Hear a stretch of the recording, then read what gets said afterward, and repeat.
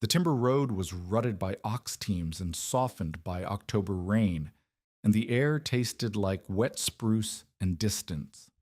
Black spruce and tamarack crowded the low ground. On the ridge, white pine crowns blocked the sky in a canopy that turned the afternoon light gray-green. A woman followed the road alone, pulling a handcart with one bad wheel that caught on every root. She stopped where a blaze was cut into a red pine at shoulder height. Beyond the blaze, a fallen trunk lay across the far edge of a stump-choked clearing, wider than the cart, longer than any tree she had seen in her life. She did not yet know what it would become, but the wind did not reach beneath it. Beret Vangen had been in the upper Big Fork timber country for 11 days when the last person who owed her husband anything told her she was the one who owed. She was 22, 6 months pregnant, Norwegian-born, married at 19 to a river driver named Kittel Vangen, who had filed on a quarter section he swore held a spring, 2 bog edges, and enough standing pine to build a life around. Kittel had a way of describing things that made them sound closer than they were. The spring was real. The pine was real. The quarter section was real. But the life around it, that had died 3 weeks before Beret arrived, when a log jam on the Big Fork rolled and caught Kittel beneath a white pine trunk thicker than a man's reach. 2 lodgers pulled him out. He lived long enough to ask someone to send word to his wife.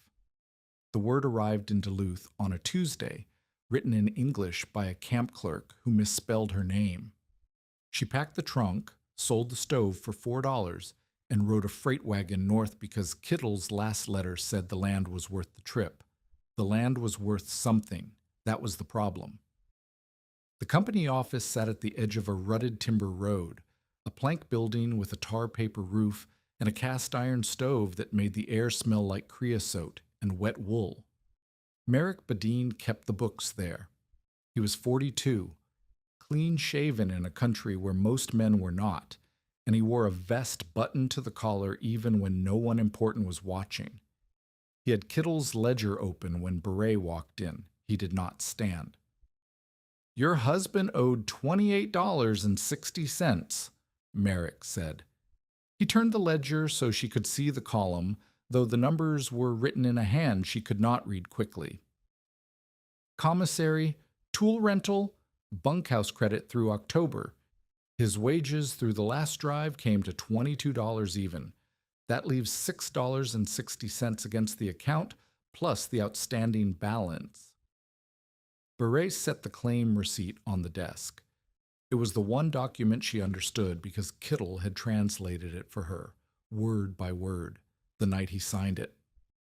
"The land is filed," she said. Her English was functional but narrow. She could buy flour. She could ask directions. She could not argue law. Merrick did not touch the receipt. "A filing is not a deed. Your husband had not proved up. He had not built. He had not improved, and his debts to the company exceed his remaining cash." He folded his hands on the ledger. "The company's position is that the claim has no standing separate from the debt. It is my land. It was your husband's filing, and your husband died owing." The stove ticked. Outside, a teamster cursed at a mule. Beret could feel the child shift inside her, a slow roll beneath her ribs that made her press one hand flat against her side. She had $6 in a cloth pouch sewn into her skirt lining. She had a trunk with 3 flour sacks, a wool blanket, a tin cup, a belt hatchet, 11 candles, 36 matches, 2 pounds of dried beans, 8 pounds of flour, and a cracked stove plate that weighed more than the food. She had a hand cart with 1 wheel that complained on every stone. Merrick offered what he called a solution. "Sign the receipt over to the company. I will put you on the next freight sleigh to Duluth. The church women there take cases like yours." "Cases like yours?" Beret heard the phrase in English and translated it in her chest before her mind caught up. cases, like something filed in a drawer, like something closed. No, she said. Merrick smiled. It was the smile of a man who had just been told something that made his next task easier. Then you are welcome to walk to the claim, but no bunkhouse will keep you past the week, and no camp crew will cut your timber on credit. The deputy who escorted her to the timber road was named Orman Vale, and he did not want to be there. He was 26, new to the county, and he had been told to deliver Beret to the edge of the company land and make sure she understood the boundary markers. He carried the eviction notice folded in his coat because the bunkhouse matron had made the complaint official. A pregnant widow with no husband's wages coming in could not stay through winter on charity. Orman walked ahead. Beret followed with the handcart. The trail was a logger's road rutted by ox teams and softened by October rain. The cart's bad wheel caught every root. Each time it stuck, Beret had to back up, lift the handle higher, and drag it sideways until the wheel cleared. She did this 14 times in the first mile. Orman counted because he had nothing else to do, and each count made him more uncomfortable. At the boundary, Orman stopped. The claim began where the company timber lease ended, marked by a blaze cut into a red pine at shoulder height. Beyond the blaze, the forest thickened. Black spruce and tamarack crowded the low ground. The ridge to the north held white pines so large that their crowns blocked the sky in a canopy that turned the afternoon light gray-green. Somewhere in there was Kittle's quarter section. Orman handed her the folded paper. He started to explain what it said, then stopped because Beret was not looking at the paper. She was looking past him, into the timber, at a fallen pine that lay across the far edge of a stump-choked clearing, like a bridge to nowhere. The trunk was enormous. Even from 50 yards, Beret could see it was wider than the handcart. "Ma'am," Orman said, "the camp is 3 miles back. If you change your mind before dark—" "I will not change my mind." Orman left. He walked fast, the way men walk when they do not want to be asked to help with something they cannot fix.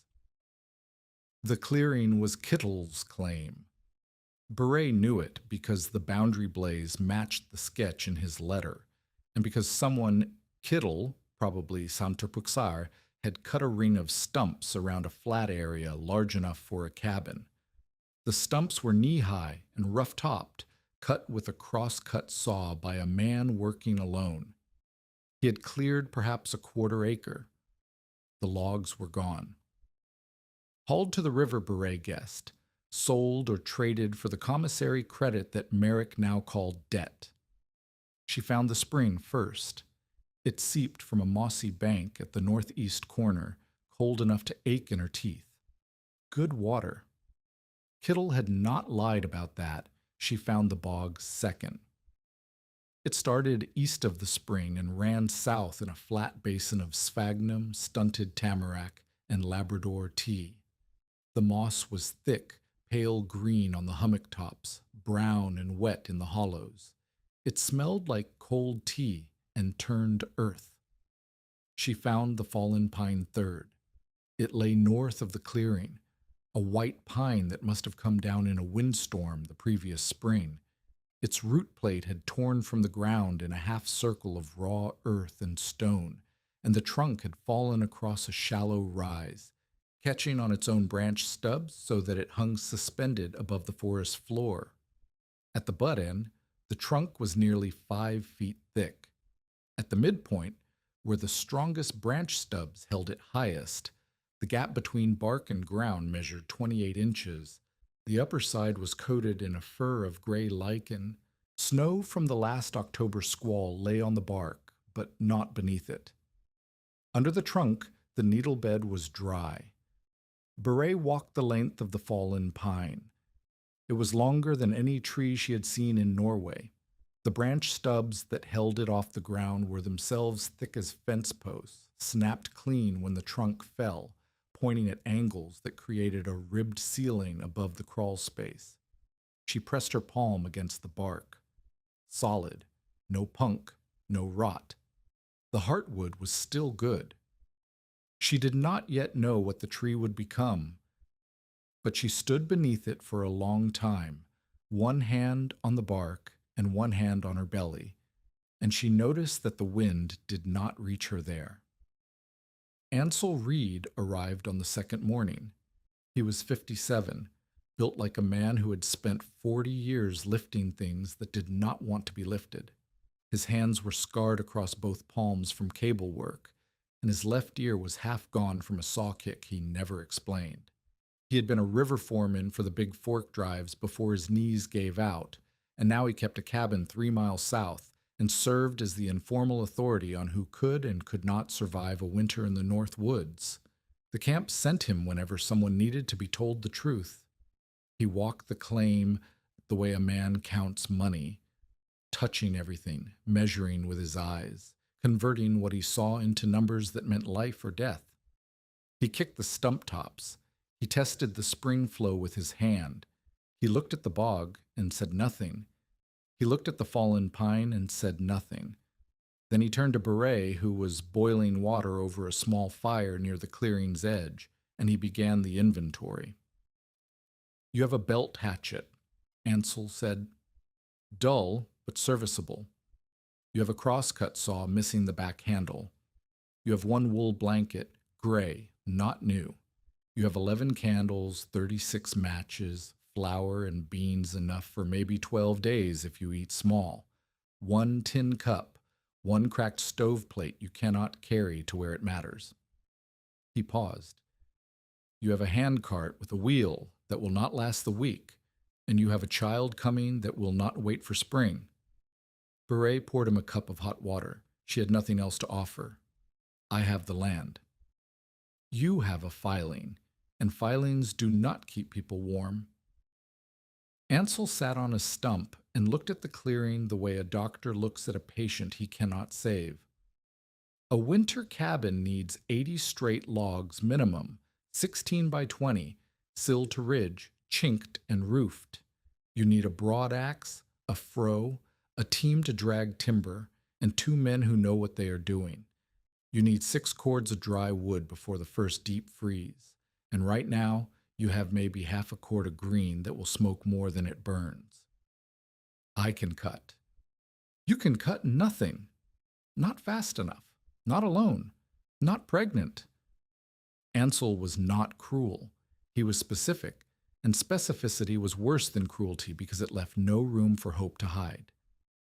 "You have maybe 14 days before the first deep snow. After that, the ground freezes hard enough to wring an axe. You cannot set a sill on frozen ground.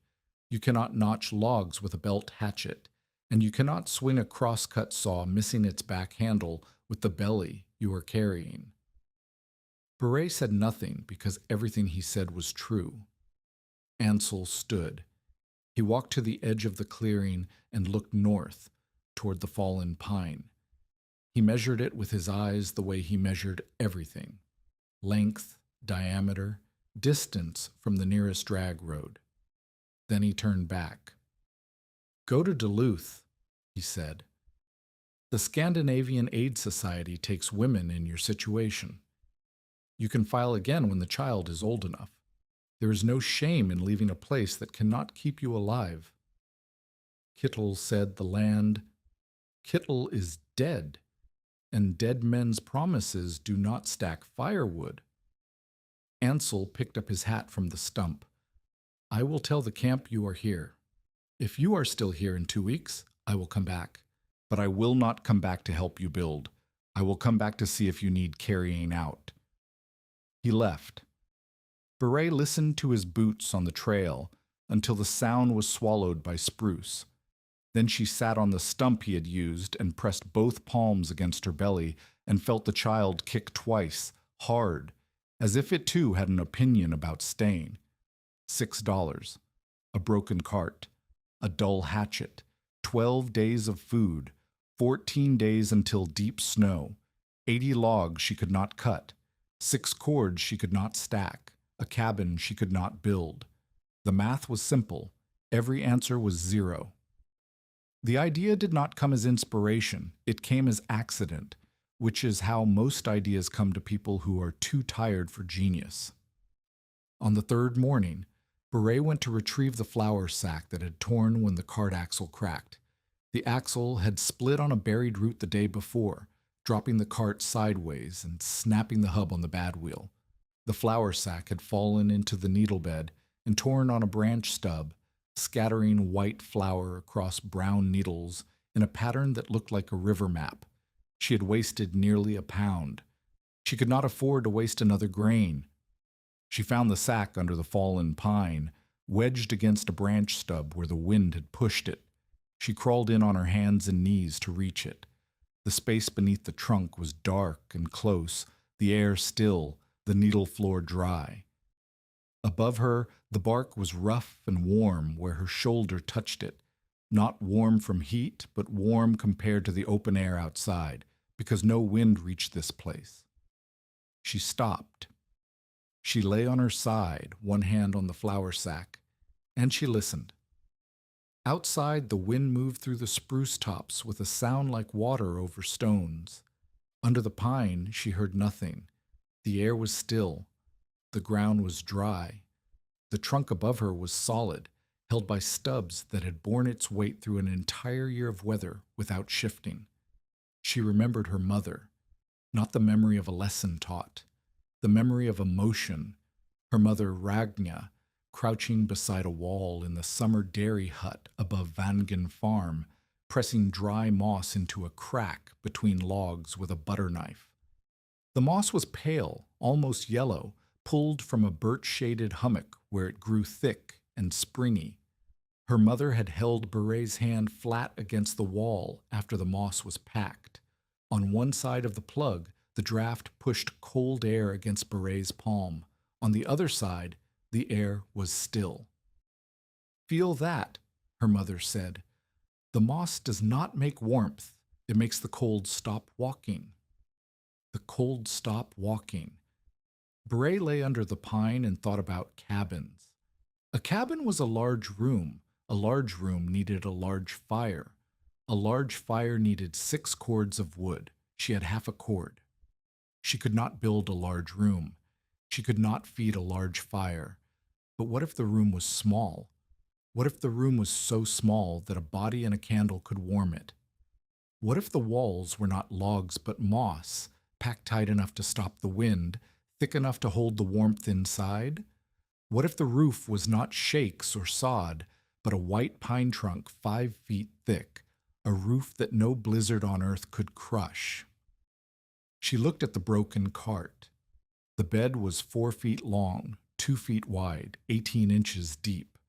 If she shoved it under the trunk, turned it on its side with the bed facing her as a sleeping shell, the cart and the pine together would create a space barely larger than a coffin. A coffin was small enough for a body to warm. The thought was terrible and beautiful at the same time. She crawled out from under the pine and sat in the clearing and looked at the cart the way Ansel had looked at her claim, measuring, converting, calculating.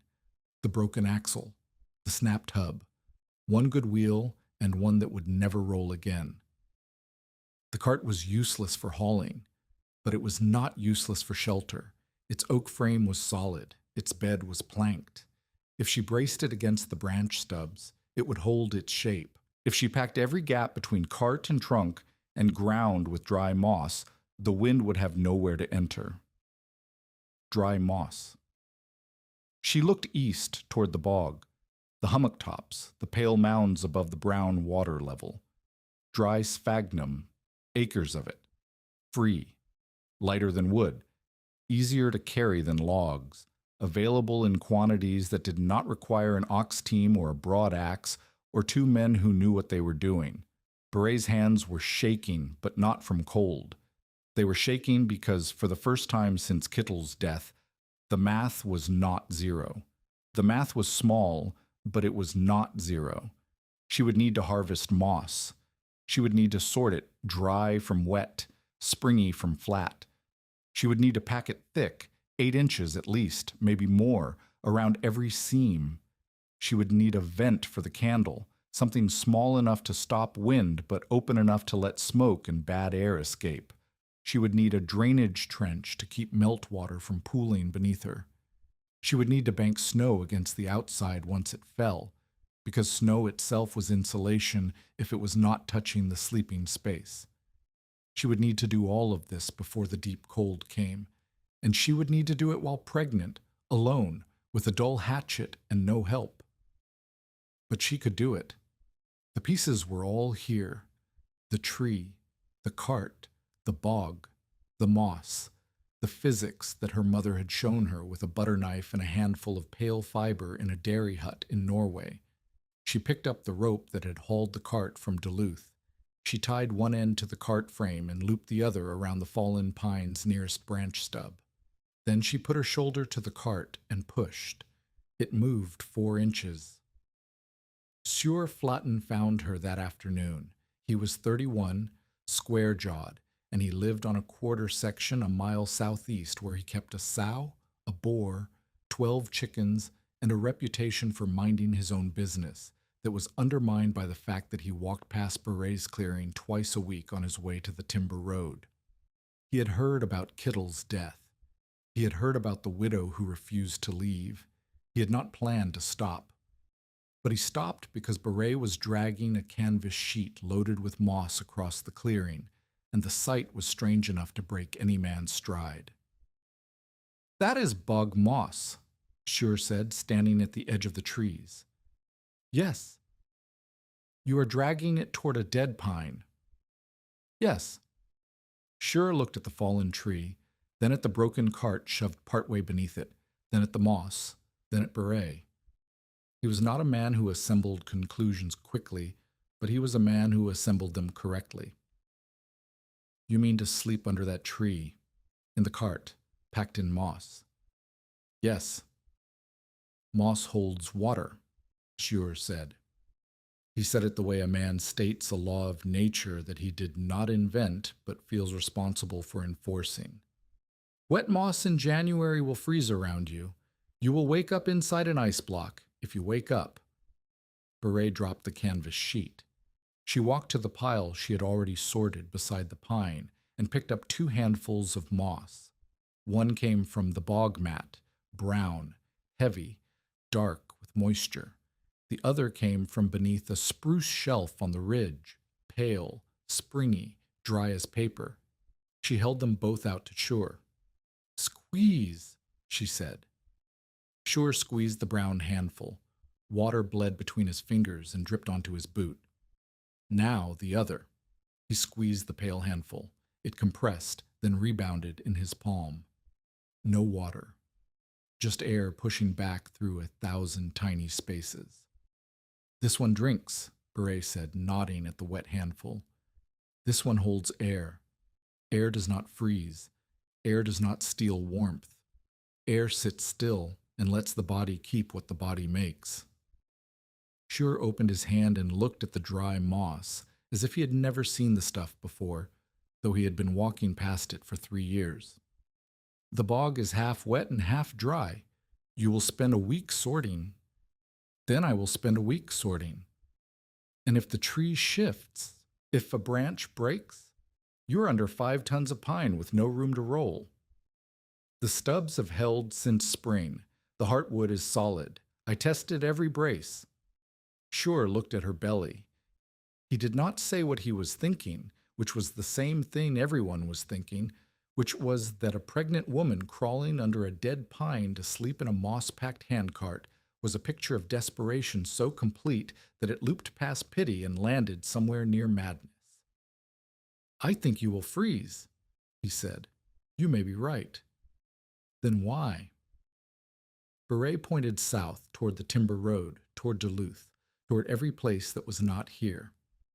"Because out there, I am a case, a widow case, a charity case, a church women case." She pointed at the ground beneath her feet.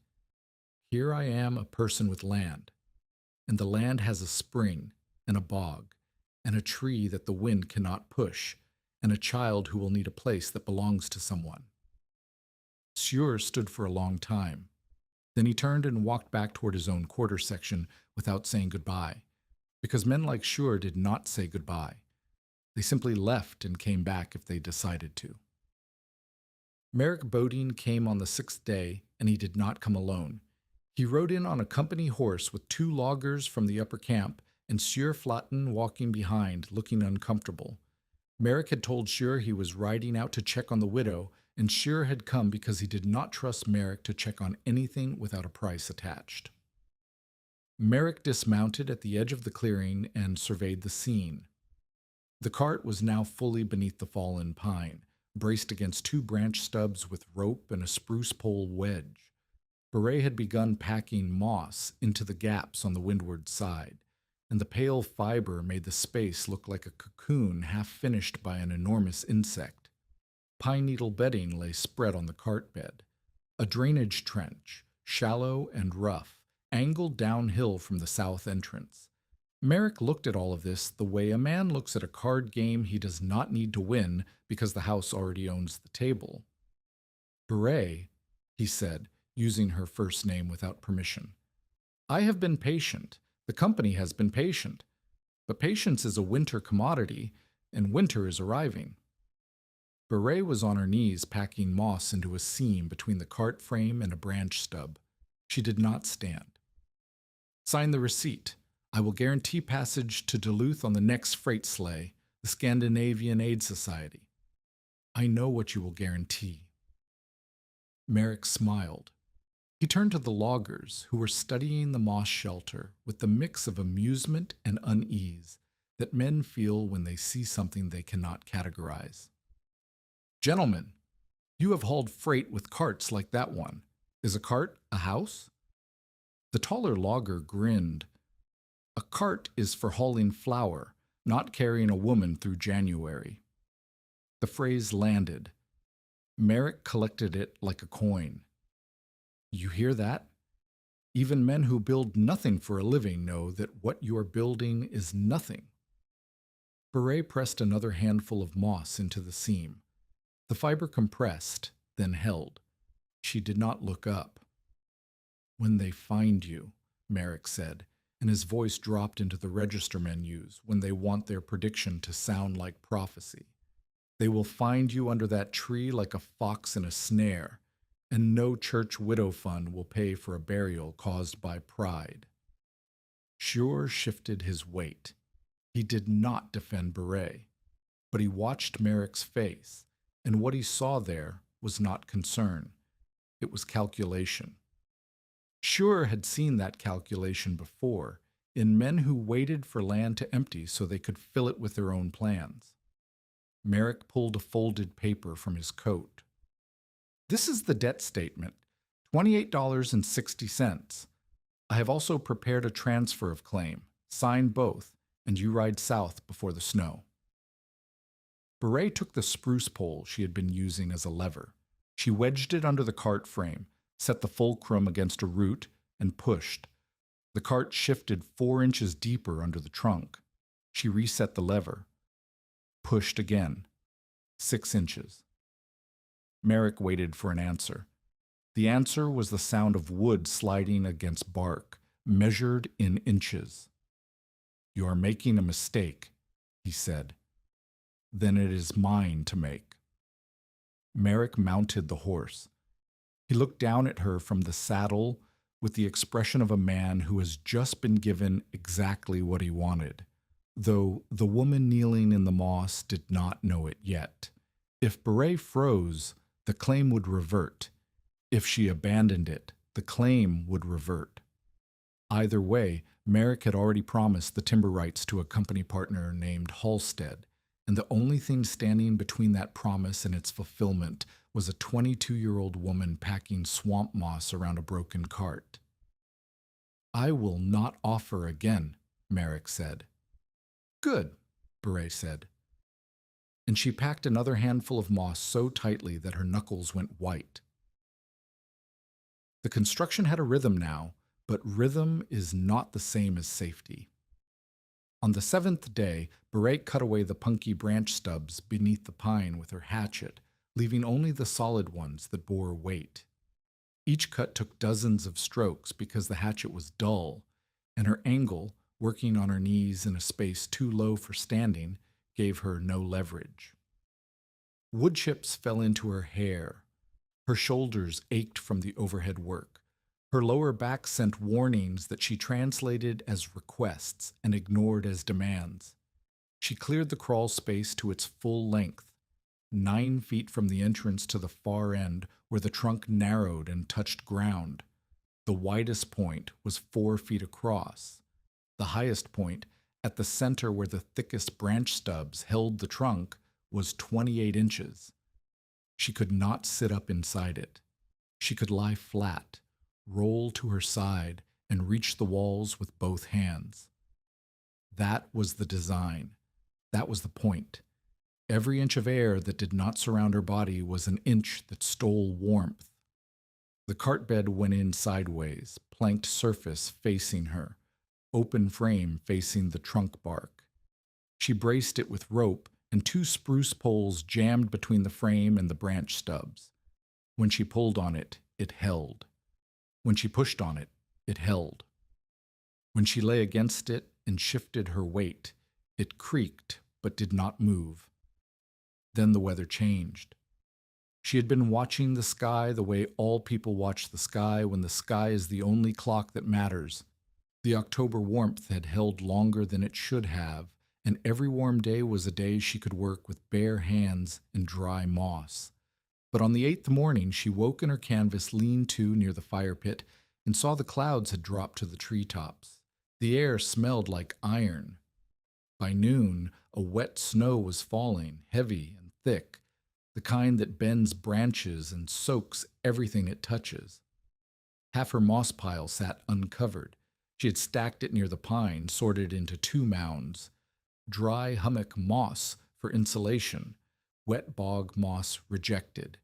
The dry mound was the size of a small haystack, 2 days of crawling and dragging and sorting. The snow found it before she did. By the time she reached the pile, the outer layer was dark with moisture, and the inner layers were starting to wick. She worked for 3 hours in the snow, pulling moss apart and spreading it beneath the thickest spruce boughs she could reach. Her fingers went numb, her wool shawl soaked through. The snow kept falling. By the time she had saved what she could, she had lost nearly 1/3 of the pile to dampness that would take a day of dry air to forgive. She sat under the pine in the half-finished pod and pressed her back against the cart bed and her palms against her belly. The child moved. The wind pushed snow sideways through the trees. The moss she had saved was not enough. The moss she had lost would cost her a day she did not have. 7 candles left, 29 matches, less than 6 pounds of flour. And the thing she was building was still half open to the weather, a skeleton of an idea that needed skin she might not be able to grow in time.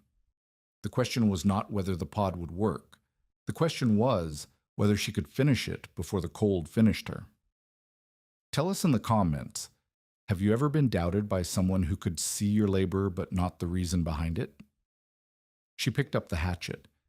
She began cutting spruce boughs to cover the remaining moss pile, because the first lesson of the bog was the same as the first lesson of flour. Once wet, it cost twice the work to forgive it. And Berit Vangen did not have twice the work left in her. The snow kept falling. The pile kept shrinking. And somewhere south, Merrick Bodine was telling the camp that the widow would be gone by December. By the 9th day, Beret had learned that moss was not one material, but dozens, and that choosing wrong could kill her as efficiently as choosing nothing. The bog east of the clearing held 3 distinct zones. The wet hollows grew dark brown peat moss that bled water at a touch. The hummock tops grew pale sphagnum, springy and dry, packed with air pockets that resisted compression. And between the two, a band of intermediate moss grew, damp but not saturated, dense but not springy, that looked like insulation but behaved like a sponge when temperature dropped. The difference between the pale hummock moss and the intermediate band was visible only if you knew to look. Beret did not yet know to look. She found out the hard way. On the 9th afternoon, she packed a section of the pod's south seam with moss she had pulled from the middle band, thinking it was dry enough. By evening, condensation from her breath had dampened the inner surface, and by morning the moss had contracted and hardened. A gap opened along the seam, not wide, but wide enough. She felt the draft before she saw it, a thin blade of cold air moving across her neck while she lay testing the space. She repacked the seam with hummock moss. The draft stopped. But the lesson cost her half a day and a handful of material she could not reuse. That was the morning Torbjörg Assen appeared. Torbjörg was 61, Norwegian-born, widowed twice, and she had hands that looked like they had been carved from birch root. She lived alone in a half-dug cabin 4 miles east near the upper bog, where she gathered Labrador tea, dried herbs, and kept a practice as a midwife that served every woman within a day's walk who could not afford or reach the company doctor. She had delivered 37 children in the North Woods and lost 4, and she carried each of those 4 names in a place she did not show to strangers. She did not come for Beret. She came for the Labrador tea that grew on the bog edge near the clearing. She had been coming to this bog since before Kittle filed his claim, and she did not consider his death or his widow's presence a reason to change her path. But she stopped when she saw the moss. Beret was kneeling beside the pod, sorting a fresh pile into 2 heaps. She had spread the moss on a canvas sheet and was pressing each handful between her palms, feeling for the ones that rebounded and discarding the ones that compressed flat. Her technique was slow and uncertain. She squeezed too hard on some, not hard enough on others, and her reject pile contained moss that Torbjörg could see, even from 10 feet away, was perfectly good insulation. "You are throwing away the best ones," Torbjörg said. Beret looked up. The old woman stood at the bog edge with a gathering basket on her arm and an expression that was not pity, not amusement, but assessment. She was measuring Beret the way Ansel had measured the claim, except that where Ansel measured deficiency, Torbjörg measured potential. "The pale ones," Beret said. "I keep the pale ones." "You keep the pale ones, yes. But you are squeezing too hard. You are crushing the air out of the ones that have it." Torbjörg walked to the reject pile and picked up a handful that Beret had discarded. She held it loosely, turned it, pressed it with 2 fingers instead of her whole fist. The moss compressed gently, then sprang back. "Feel. 2 fingers, not your palm. The palm is for bread dough. This is not bread dough. This is air wearing a coat." Beret took the handful and pressed with 2 fingers. The moss responded differently under the lighter touch. She could feel the tiny chambers inside the fiber, each one holding a pocket of still air that resisted compression. When she pressed with her palm, those chambers collapsed. When she pressed with her fingers, they bent and returned. "How do you know this?" Beret asked. "Because I stuffed the walls of my first cabin with moss I packed too tight and spent the winter wondering why the wind still came through." Torbjörg set her basket down. Tight stops wind, too tight kills the air spaces. Dead air spaces are what hold warmth. You want the moss to breathe without the wind breathing through it. That is the trick. It was not a lesson delivered as a lecture. It was a lesson delivered as correction, the way women teach women, by watching the mistake, naming it, and showing the hands what the hands should have done. Torbjörg stayed that morning and taught Beret 3 things. The first was sorting by touch. Pale hummock tops from shaded ground were best. They had the longest fibers and the most loft. Intermediate moss could be used as an outer barrier layer, not as insulation, if placed where moisture would hit first and could be replaced. Brown bog peat was useful only for one purpose: banking the drainage trench walls where its density stopped water from pooling toward the sleeping space. The second was packing density. Torbjör had Beret fill a gap between two branch stubs, then held a lit candle near the seam. The flame bent. Draft. Beret packed tighter. The flame straightened, but the moss compressed to a flat mat. Torbjör pulled the mat out, loosened the fiber with her fingers until the loft returned, then repacked it at what she called blanket weight, the weight of a good wool blanket folded 4 times. The candle flame held still. No draft. But when Torbjörg pressed her palm against the packed moss, she could feel it give. The air was still inside. The third was the breath test. Torbjörg crawled partway into the pod. Her hips did not permit full entry, and exhaled hard against the inner wall.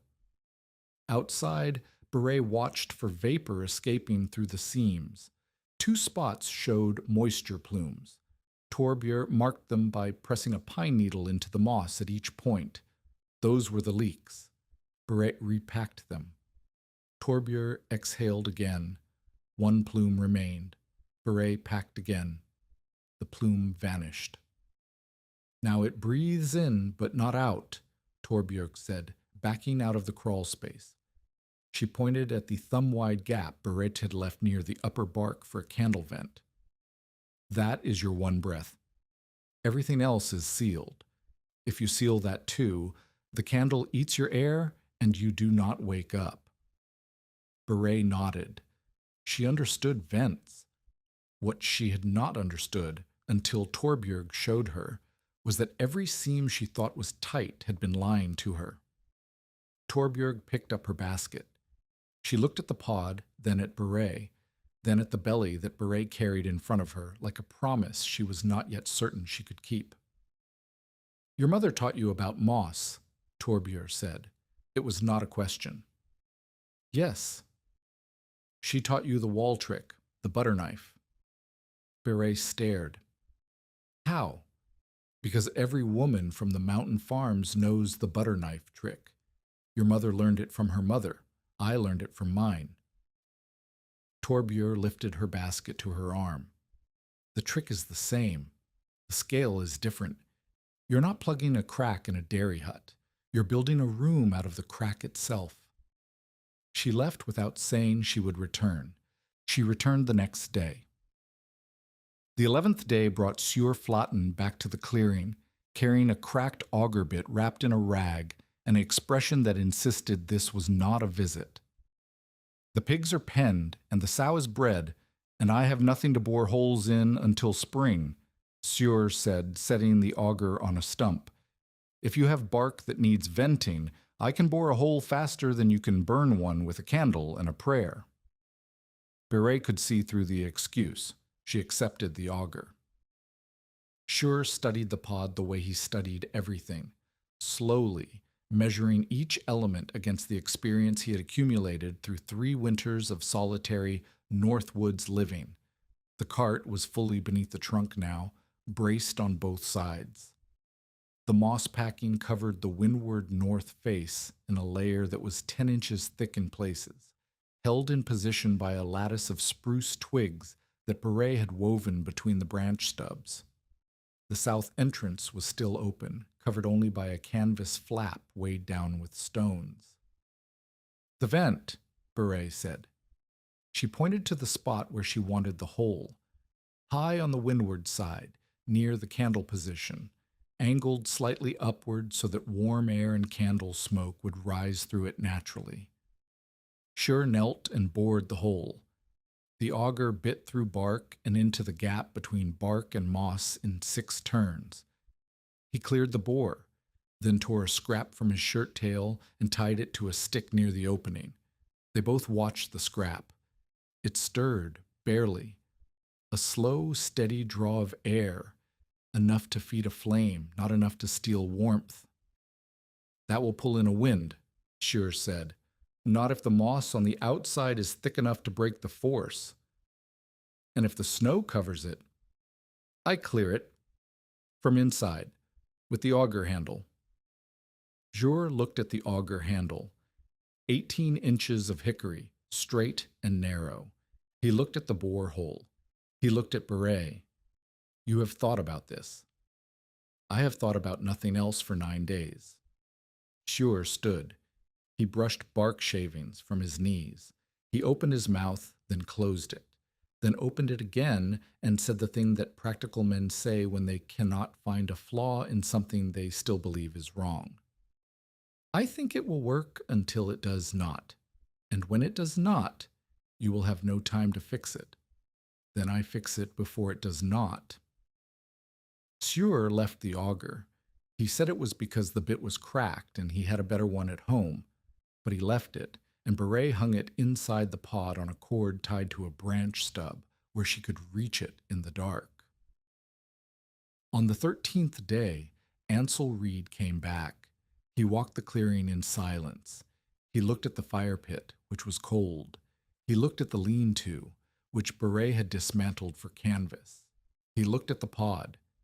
He stood beside the fallen pine for a long time, his hands on his hips, his jaw working the way jaws work when the mouth wants to say something the mind has not yet approved.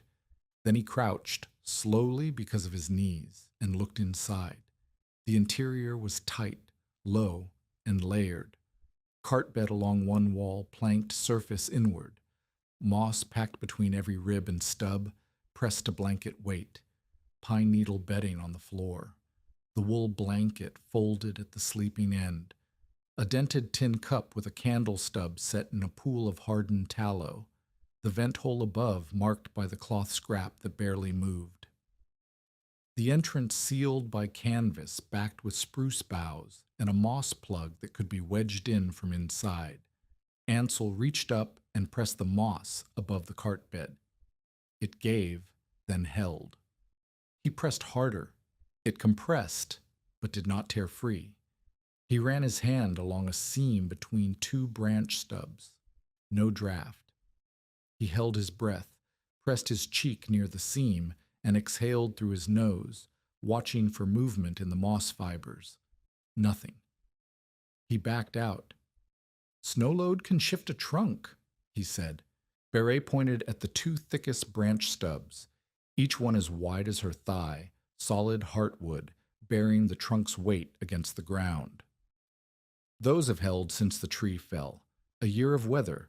3 heavy snows last spring, according to Scheer. Ansel kicked the nearest brace. The sound that came back was deep, solid, the knock of wood that had no hollow in it. He kicked the second one. Same sound. The trunk is good, he said. He said it the way a man admits something he wishes were not true. But good wood can crack in a deep freeze, and if that trunk drops 6 inches, you're pinned. If I am in a cabin and the ridge beam drops, I am pinned. A cabin ridge beam does not weigh 5 tons. A cabin ridge beam is not braced by its own branches against the ground. Ansel looked at her. His expression was something Beret had not seen on his face before. Not dismissal, not concern, but the uncomfortable recognition that the woman in front of him was using logic he could not easily defeat. He pulled his thermometer from his coat pocket. It was an old mercury glass, the kind that loggers hung on bunkhouse walls to settle arguments about whether the night had been cold enough to justify an extra blanket ration. He held it out. Hang this inside. When the cold comes, read it. If the number says what I think it will say, you will come to the valley before dark. Beret took the thermometer. And if the number says something else? Ansel put his hat on. Then I will come up here and read it myself. He left. But he left the thermometer, and leaving a thermometer was not the same as leaving a woman to die. It was the act of a man who wanted evidence, even if the evidence might prove him wrong. Merrick came once more before the pod was finished. He came on the 15th day, alone this time, on the company horse. And he did not dismount. He sat in the saddle at the clearing's edge and watched Beret packing the last seams of the entrance plug, a moss-stuffed canvas panel backed with spruce boughs that fit into the crawl space opening like a cork in a bottle. "The company cannot wait forever," he said. Beret did not look up. "Halstead wants the timber survey filed before spring. If you are on the claim, the survey is delayed. If you are not on the claim, it proceeds." He adjusted his reins. "One way or another, Beret, you will not be here in March." She packed the last handful of moss into the entrance plug and pressed it smooth.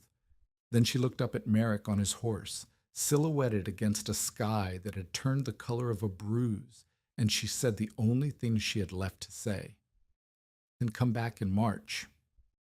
Merrick turned the horse. The hoofbeats faded down the timber road. The sky darkened, and somewhere in the distance, below the horizon, a pressure system was building over the plains that would reach the North Woods in 14 days and test every seam, every brace, every handful of moss that Beret Vangen had packed with her bare hands against a world that had given her nothing but a dead tree and a broken cart. The pod was completed on December 29th. Beret crawled inside at sunset with a thermometer, a candle, and the tin cup. Outside, the air was still, the kind of still that precedes cold, the way silence precedes a scream. Ansel's thermometer, hung from a nail on the bunkhouse wall at the lower camp, read 4 degrees above zero. Beret hung the matching glass from a cord tied to a branch stub inside the pod, near the upper bark where warm air would collect. She lay still. No candle. The entrance plug wedged tight. The moss walls close around her, pressing the smell of peat and pine resin into every breath. She could hear her own heartbeat in the silence, and beneath it, the child's restless motion, a slow rotation that pressed a knee or an elbow against the inside of her belly, like a fist knocking on a door. 40 minutes. She watched the mercury. It climbed in increments so small that she thought it was not moving, then realized she was comparing it to the wrong mark. The reading at her entry had been 22 degrees. It was now 29, then 31, then 34. 34 degrees. Inside a space heated by nothing but her own body. No fire, no stove, no 6 cords of dry wood. Just a woman, a wool blanket, and 8 to 14 inches of dry moss between her blood and the winter. She lit the candle. The flame was small, steady, and it made the tin cup glow like a tiny hearth. Heat rose from it in a column she could feel on her face when she leaned close. The vent above drew gently. The cloth scrap moved, carrying smoke and stale air upward through the bore hole and out into the dark. 20 minutes with the candle. She raised the thermometer toward the upper bark where the air was warmest. 41, 46, 52, 52 degrees. In a space smaller than a coffin, beneath a pine trunk on a frozen clearing, in a country that had taken her husband and offered her nothing in return except a bog and a broken cart. Beret crawled out.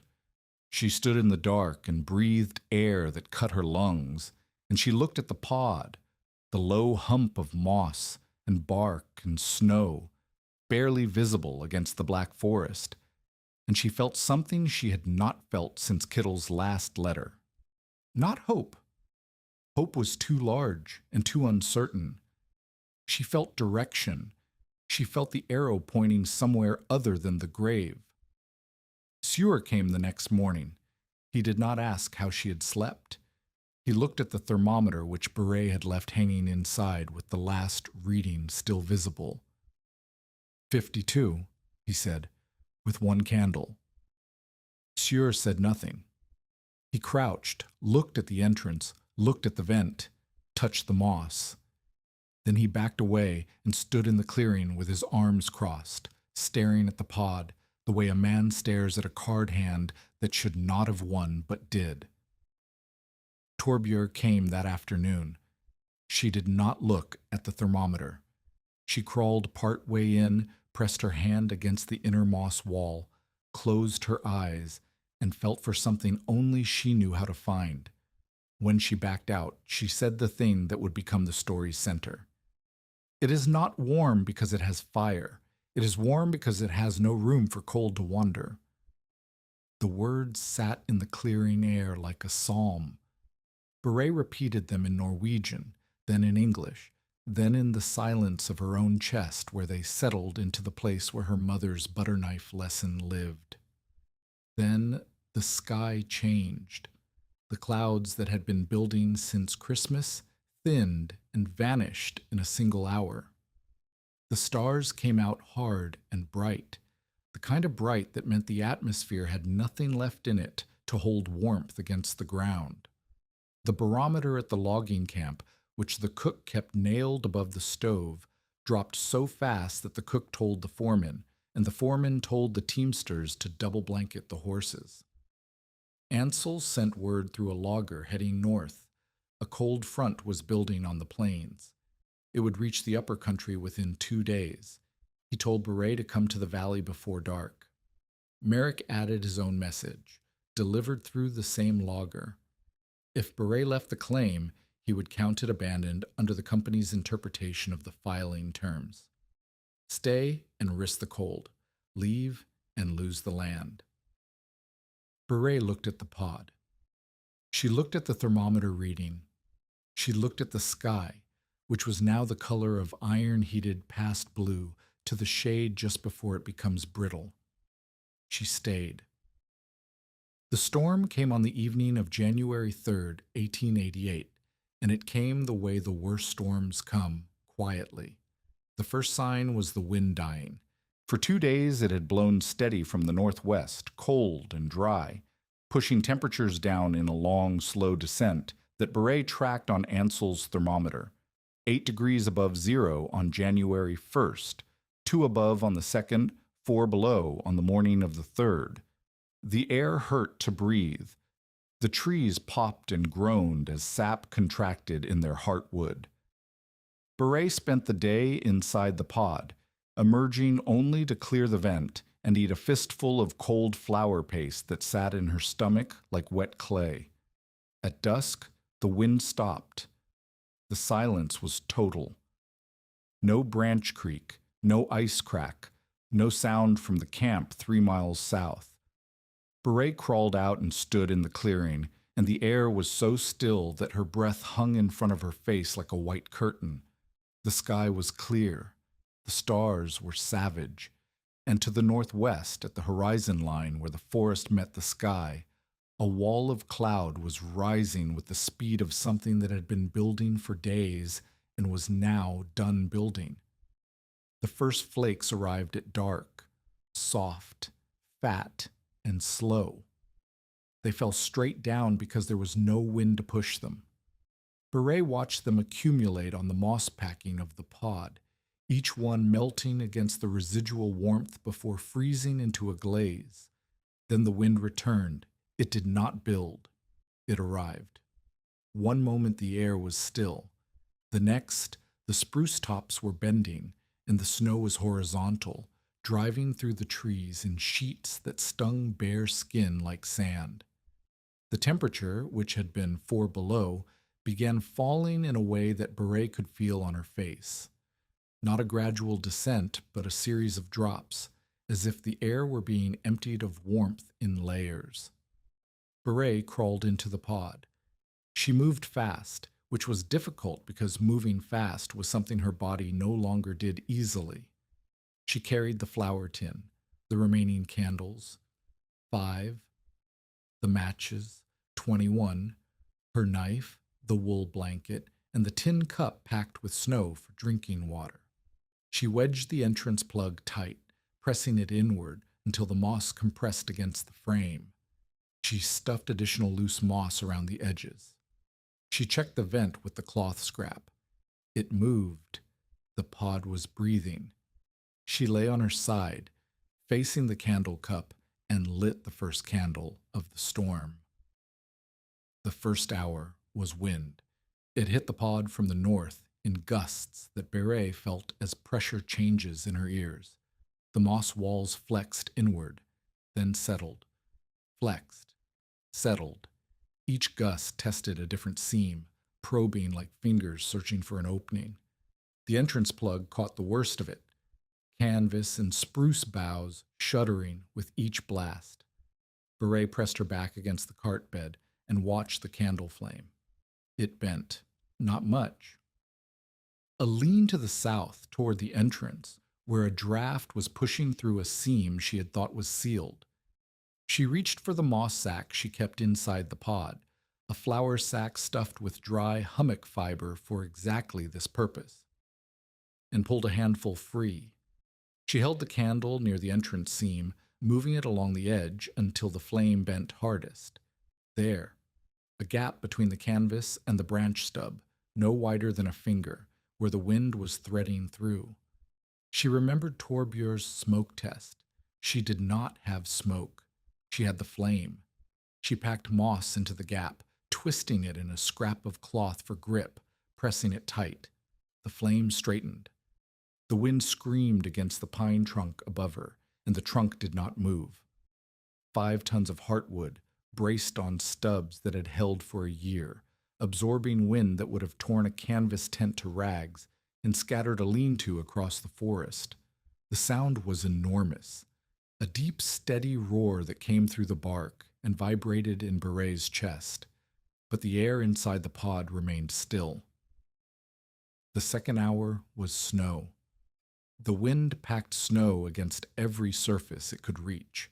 Beret heard it accumulating on the north side of the pod, a soft building pressure that changed the sound of the wind from a roar to a hiss as the gap between air and moss filled with a wall of white.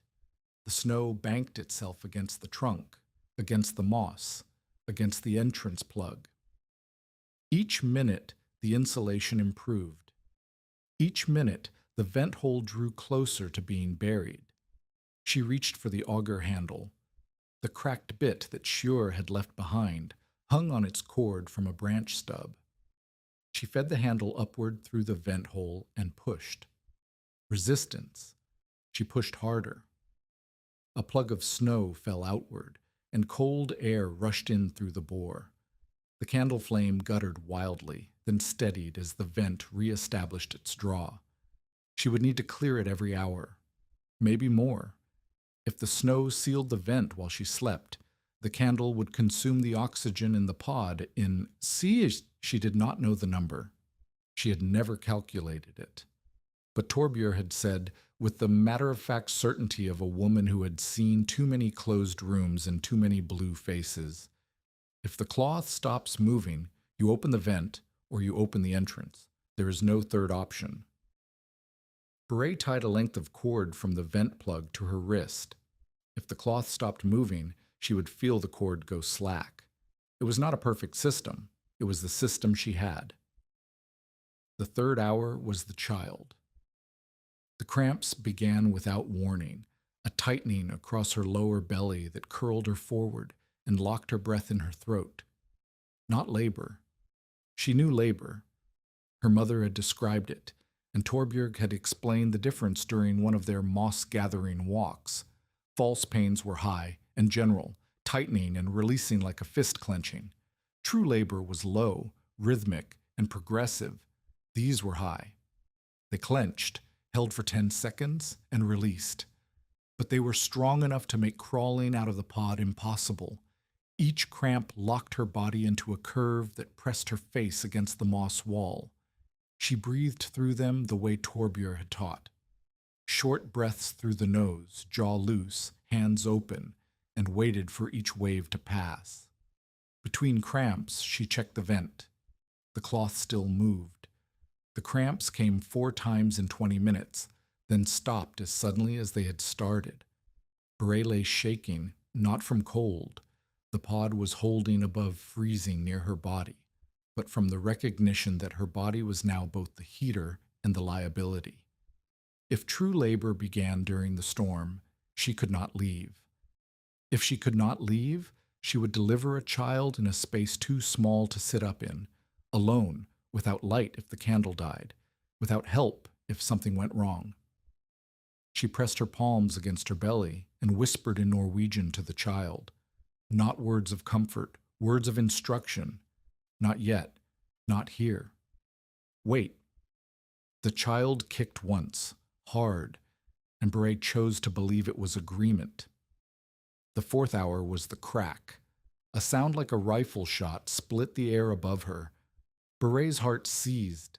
She pressed flat against the cart bed and waited for the trunk to drop, for the branch stubs to snap, for 5 tons of pine to compress the space she occupied into a thickness measured in inches. The trunk did not move. The sound had been a branch, not one of the load-bearing stubs, but a dead limb high on the upper side, snapped by ice and wind and thrown into the darkness. It hit the ground somewhere to the east, a muffled crash followed by the tinkle of ice shards settling. But the sound had tested the pod in a way no wind gust could. The cart frame had creaked, a single, low groan of oak under stress, and held. The branch stubs had transmitted the impact as vibration, not motion. Beret pressed her hand against the nearest stub and felt it solid, immobile, locked into its position by the weight of the trunk itself. The design worked because the trunk wanted to stay where it was. Gravity was not fighting the shelter. Gravity was the shelter. She laughed. Once. It came out strangled and wet, and she did not know if she was laughing because she was alive or because the absurdity of trusting her life to gravity and moss had finally broken through the wall she had built between fear and function. Then she blew out the candle to conserve it and lay in total darkness, listening to the storm rage above her and feeling the air inside the pod hold its warmth against her body like a hand pressed to a wound. The 5th hour was silence. Beret woke. She had not meant to sleep and heard nothing. The wind had stopped. The snow had stopped. The world outside the pod was so silent that she could hear her own pulse in her ears and the faint hiss of the vent drawing air. She thought the storm had ended. She reached for the entrance plug and pushed. It did not move. She pushed harder. It shifted a 1/4 inch, then stopped. She braced her feet against the cart bed and shoved with both hands. Nothing. Snow had sealed the entrance. The recognition arrived not as panic, but as arithmetic. She had air through the vent. The vent was still clear. The cloth scrap moved against her face when she reached up to check. She had oxygen, but she had no exit. She was buried beneath a pine trunk under a snowpack of unknown depth, and the only way out was through a wall of compacted snow that she could not see, could not gauge, and could not break with her hands. She reached for the broken axle. It was the one part of the cart she had saved, the iron-capped oak shaft that had split on the buried root 2 weeks ago. She had kept it inside the pod because it was hard, straight, and 18 inches long, and because some part of her had known, without articulating it, that a tool is a tool even when it breaks. If you are invested in this story, stay with us, because the shelter has passed the cold test and the wind test, but the test that will decide whether Beret can ever leave it has just begun. She turned onto her stomach. The space did not permit her to kneel, so she worked flat, holding the axle like a short spear, and drove it into the entrance plug. The first thrust gained 6 inches. Snow and moss fragments fell against her arms. She pulled the axle back and thrust again. 4 inches. The snow beyond the plug was dense, packed by wind, layered with ice crystals that resisted the point. She worked in bursts, 6 thrusts, then rest, 6 thrusts, then rest, because each burst took air she could not afford to waste. Between bursts, she checked the vent, still drawing. The cloth still moved. The cramps returned. 1, 2. She breathed through them, axle in hand, face pressed against the cold tunnel she was boring through the entrance. The snow smelled like nothing. The moss smelled like peat and sweat and the iron tang of fear. On the 14th burst, the axle broke through. She felt it before she saw it, a change in resistance, the axle plunging forward into open space, and then a rush of air so cold it burned her wrist like a flame.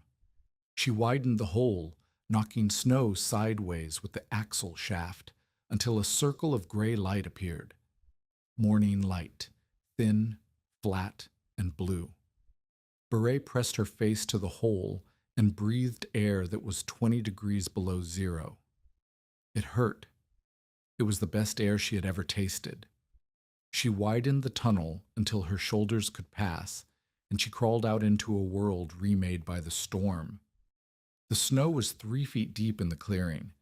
The spruce boughs were bent to the ground under ice. The fallen pine was buried on its upper side, a long white ridge with no feature except, at the south end, a dark hole the size of a woman's body where the snow had been punched away from the inside. Beret stood in the clearing.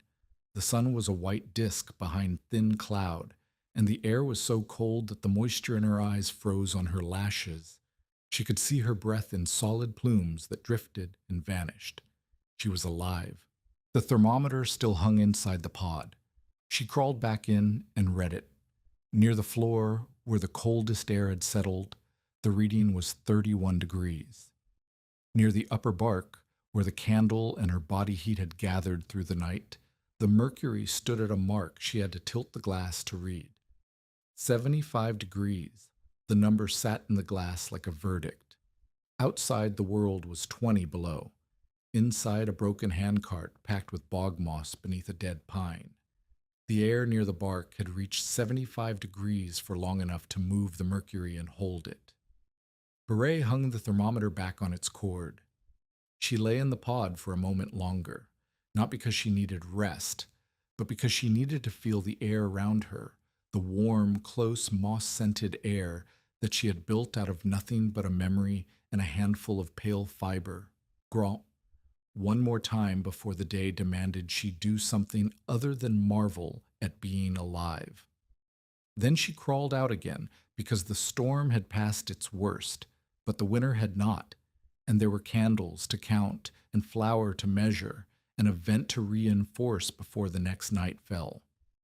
She had 4 candles, 19 matches, less than 3 pounds of flour, and a pod that had just held 75 degrees while the forest froze around it. The math was still small, but it was not 0. And for the first time since Kittle died, the number was moving in her direction. While Beret lay beneath the pine, the storm taught the valley what it could not learn from cabins. Sieur Flatten had spent the night in his half-chinked cabin, with both stoves burning and a wool cap pulled to his eyebrows. His water bucket froze. His sow survived in the pen only because he had banked hay bales against the walls the previous week.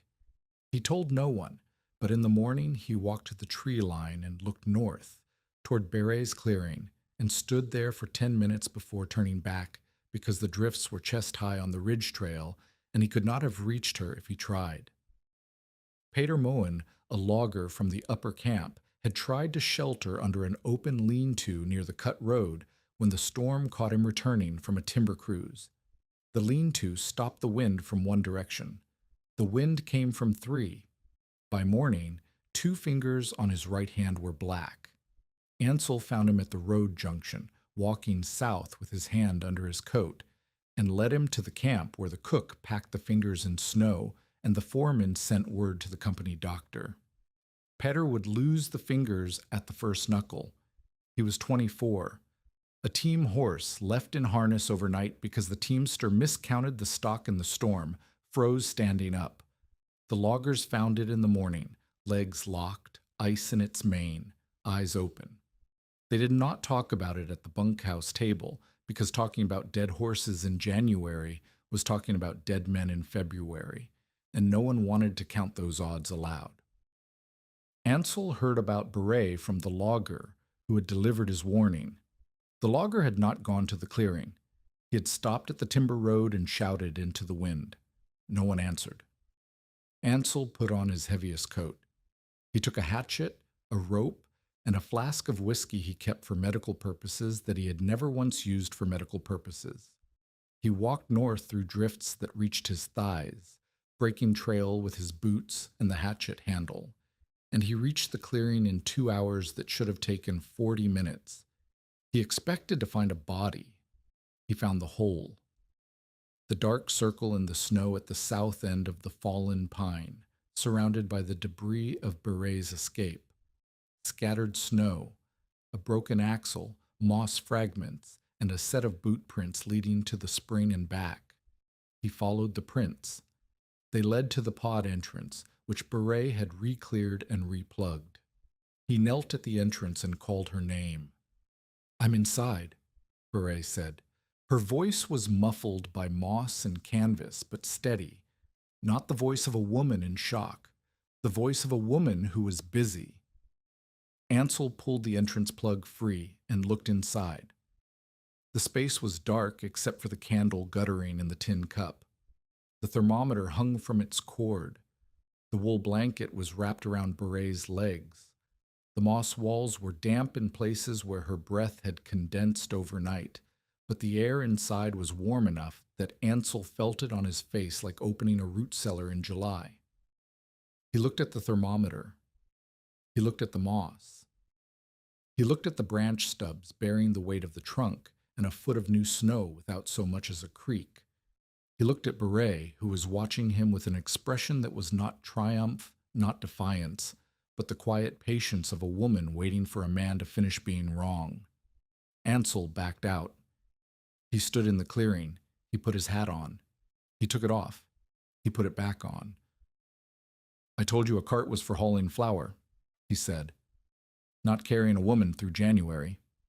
He paused. "I was wrong. This one hauled you through January." The validation did not come as applause. It came as need. 3 days after the storm, a woman named Christy Haugen walked 4 miles through thigh-deep snow to ask Beret how to stop the draft that was killing her kitchen wall. Christy was 36, mother of 4, married to a logger who cut timber 6 days a week and spent Sundays too exhausted to hold a saw, let alone repair the sill gap that let wind pour through the cabin floor like water through a cracked dam. Her youngest child, a boy of 14 months, had developed a cough that rattled when he breathed, and Christy had tried everything she knew: rags stuffed in the gaps, a quilt nailed across the wall, pine pitch smeared along the sill, and none of it held because none of it addressed the fundamental problem. The cabin's lowest logs had shrunk in the cold, opening seams that grew wider with every freeze. Christy did not ask how Beret had survived the storm. She asked how to pack moss into a sill joint. Beret showed her. They walked to the bog edge where the snow had been blown thin on the hummock tops, and Beret brushed the crust aside and pulled up a handful of pale sphagnum. She squeezed it with 2 fingers, Torbjörn's technique, and showed Christy how to feel for the rebound. Then they carried 2 canvas bundles of sorted moss to Christy's cabin, and Beret spent an afternoon on her knees, packing the sill gap from inside while Christy held the candle. The technique was simple. Press the moss into the gap at blanket weight. Test with breath from outside. Repack where the breath shows through. Layer a strip of bark over the moss to keep it from falling inward. Move to the next seam. When they finished, Christy held her hand against the wall where the draft had been. The air was still. The wall felt different, not warm, but no longer hostile. That night, for the first time in 2 weeks, the water bucket near Christy's kitchen wall did not freeze before morning. Christy told 2 women. Those 2 women told their husbands. Within a week, Beret had visitors. Monsieur Flotten was the second convert, and his conversion happened not through words, but through his hands.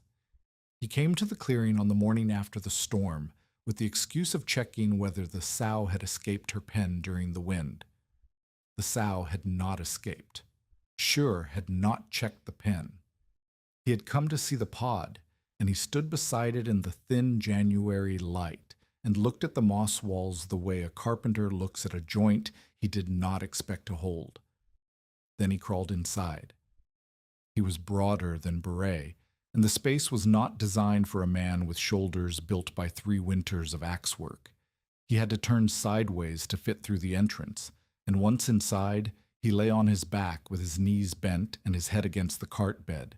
The air was warmer than outside, not dramatically, because the candle was not lit and Beret's body heat had dispersed overnight, but enough that Shure could feel the difference on his face. He pressed his hand against the moss wall. He found the seam he had doubted. He ran his fingers along it. No draft. He found the vent hole and held his palm beneath it. A thin, steady draw of cold air, enough to keep the candle alive, not enough to cool the space. He looked at the branch stubs above him, bearing the weight of the trunk and 2 feet of snow. Solid, locked, immovable. Shure crawled out. He brushed moss from his coat. He looked at Beret, who was boiling snow for drinking water over a small fire near the stump circle. "The wind does not get in," he said. "No, the moss is dry. I check it every day. I replace what dampens." The trunk did not shift. The trunk will not shift. The stubs are heartwood. They are part of the tree. Shure put his hands in his pockets. He stood in the clearing for a long time, watching the fire, watching the steam rise from the pot, watching Beret move with the careful economy of a woman who had learned that every motion cost calories she could not replace. "My cabin has a gap above the door," he said. "The frame shrank. I stuffed it with rags, and the rags froze and fell out. The gap is 2 fingers wide, and the wind comes through it all night." Beret looked at him. She did not smile, because the offer hidden in his confession was the kind of offer that men like Shure buried so deep inside a practical statement that smiling at it would have made it retreat. "Bring moss," she said. "Dry hummock. I will show you how to pack it." Shure nodded. He left. He came back the next morning with a bundle of moss and a question about whether the technique worked on a gap wider than 3 inches. It did, if you layered it and backed it with bark. He packed the gap above his door that afternoon. The wind stopped. He slept through the night for the first time since November. He did not say thank you. He brought a smoked ham shank the following week, wrapped in burlap, and set it on the stump near Beret's fire without explanation. Beret did not say thank you either. She put the ham in the flour tin and ate a slice that night, and the protein hit her bloodstream like a message from a world that had not entirely forgotten she existed. Ansel Reed's conversion was slower and more painful, because Ansel had been right about everything except the one thing that mattered. He had been right that 80 logs made a proper cabin. He had been right that 6 cords fueled a proper winter. He had been right that a pregnant woman alone in the North Woods was a dead woman by any reasonable calculation.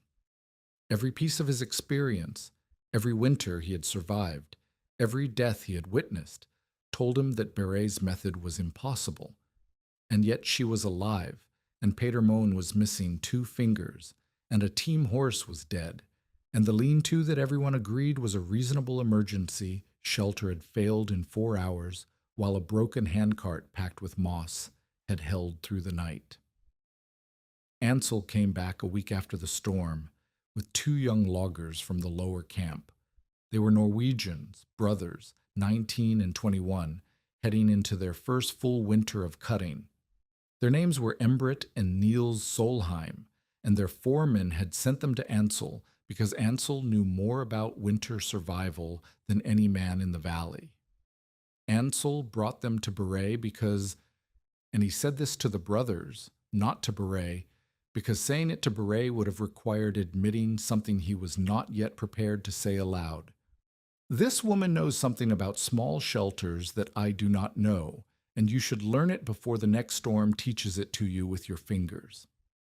Beret showed the brothers the pod. She explained the principle not as a lecture, but as a series of questions. What keeps you warm in a cabin? They said, fire. She said the fire does not warm you. The fire warms the air. And if the air escapes through every gap and crack, the fire is warming the forest, not you. What holds air still? They said walls. She said walls do not hold air still if the walls have seams. Moss holds air still because moss is made of air. Thousands of tiny chambers, each one trapping a pocket that does not move, that does not carry warmth away, that sits between you and the cold like a wall made of nothing. Embret asked how thick the moss needed to be. Beret said 8 inches minimum, 14 for deep cold. Niels asked how to keep it dry. Beret said the same way you keep flour dry, off the ground, under cover, checked every day. Embret asked what happened if the vent iced over. Beret showed them the auger handle and the cord tied to her wrist. Ansel stood behind the brothers and listened to every word. He did not correct her. He did not add qualifications. He listened the way a man listens to someone who has earned the right to teach. When the brothers left, Ansel stayed. He sat on the stump near the fire, the same stump he had sat on the day he told Beret to go to Duluth, and he looked at his hands. I have wintered 40 years in these woods, Ansel said. I have seen men freeze in cabins that had stoves. I have seen men survive under canvas because they were lucky, and I have seen men die under canvas because they were not. And in 40 years, I never once thought to ask whether the problem was the cold or the space the cold had to fill. Beret poured him a cup of hot water. It was still the only thing she had to offer. Torbjörg said it, Beret replied. The pot is not warm because it has fire.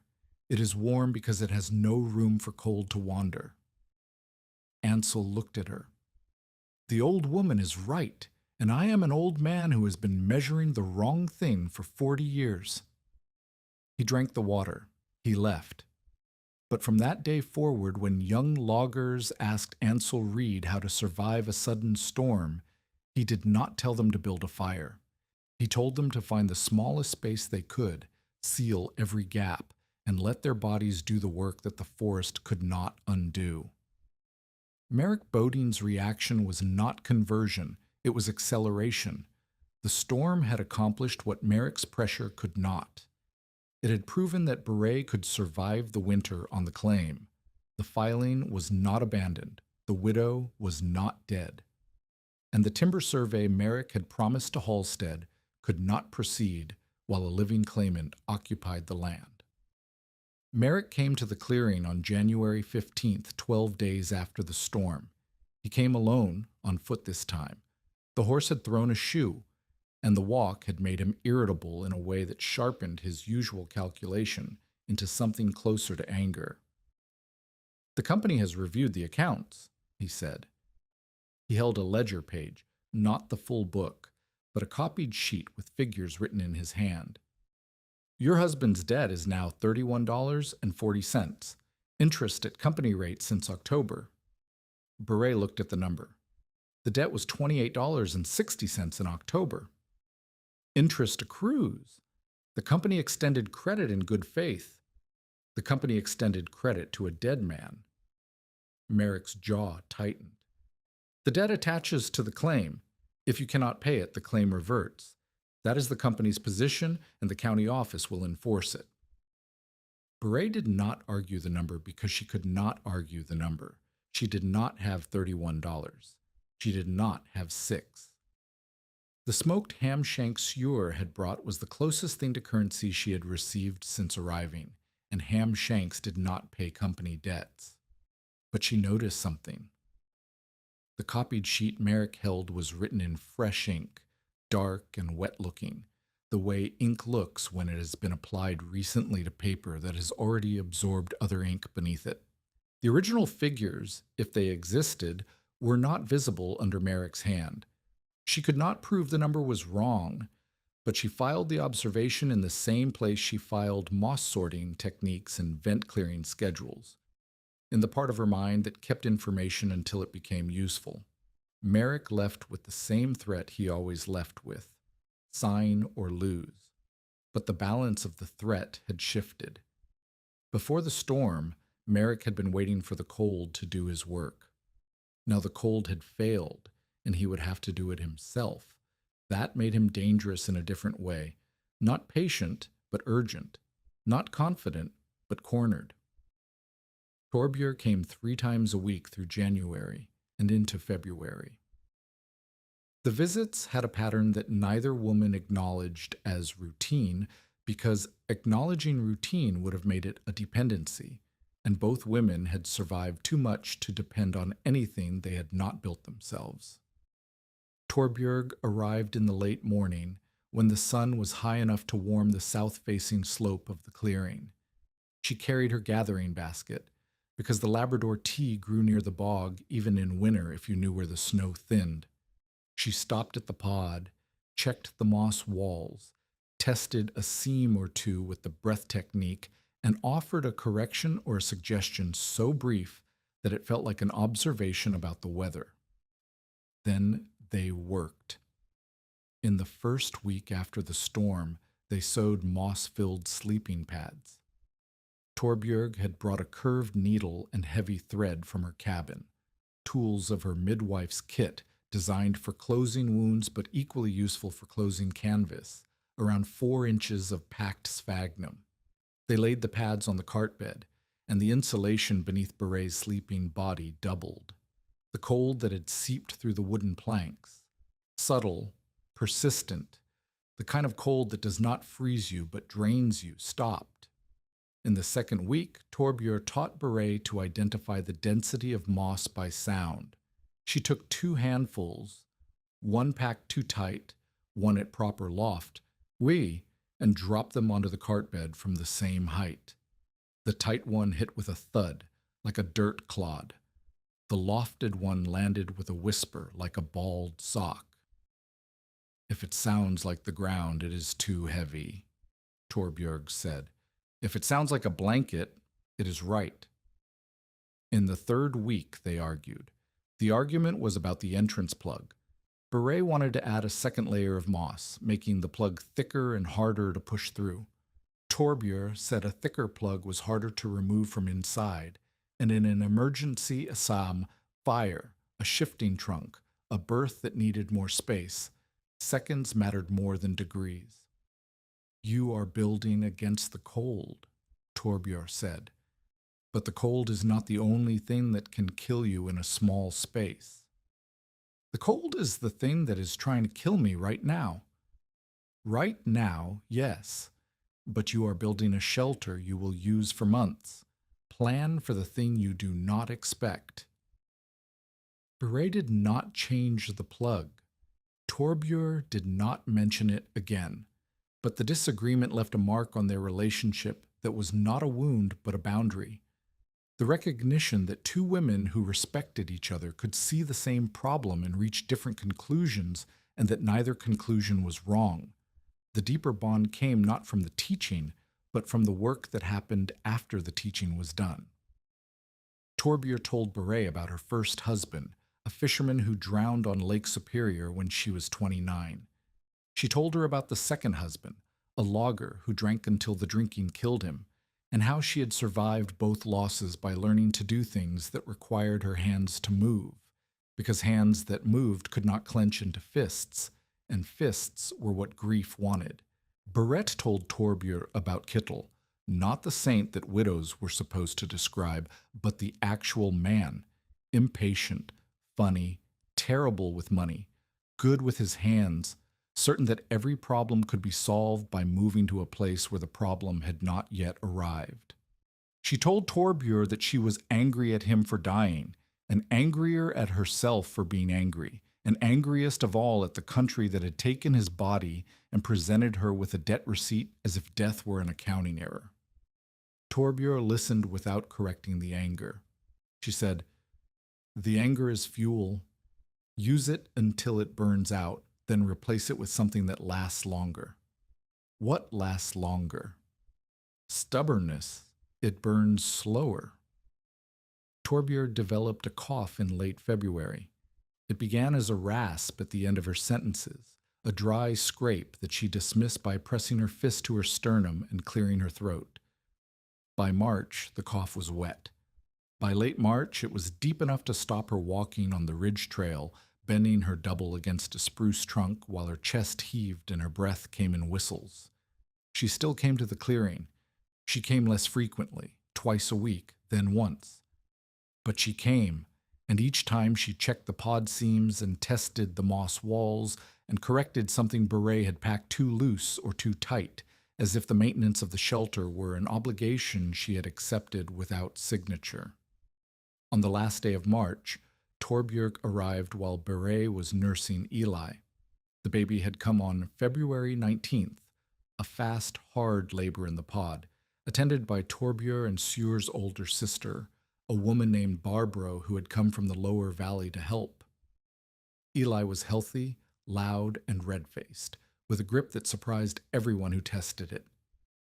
Beret had emerged from the pod the next morning carrying the child, and Sjur, who happened to be walking the timber road, had stopped and stared, and said nothing, because some things exceeded the vocabulary of men who communicated in measurements and weather. Torbjörn sat on the stump. She did not check the moss. She did not test a seam. She watched Beret nurse the baby, and her face held an expression that was not sadness, but the kind of focused attention people give to things they are trying to remember. "Your wall," Torbjörn said, nodding toward the half-framed cabin that Sjur and Ansel had begun helping Beret raise now that the worst of the winter had passed. The cabin was only sill logs and 3 courses high, barely a skeleton, but it was the first permanent structure on the claim. "What about it?" Beret said. "The south wall will get the most sun. Moss between the logs will dry faster there. Check the north wall twice as often." "I know. I know you know. I am saying it anyway." Torbjörn coughed. It was a long one, and when it ended, she wiped her mouth with the back of her hand and looked at the blood on her knuckles as if it were a message she had been expecting. She stood. She walked to the cabin frame and placed her hand flat against the top course of the south wall. She stood there for a moment, her palm pressed to the raw pine, her eyes closed. "Now make it breathe right," she said. She left. She did not come back. Torbjörn Åsen died on April 11th in her half-dug cabin, with her gathering basket on the chair beside the bed and a bundle of dried Labrador tea hanging from the rafter she had hung it from every spring for 15 years. Barbro, who had been checking on her twice daily, found her in the morning. She had not struggled.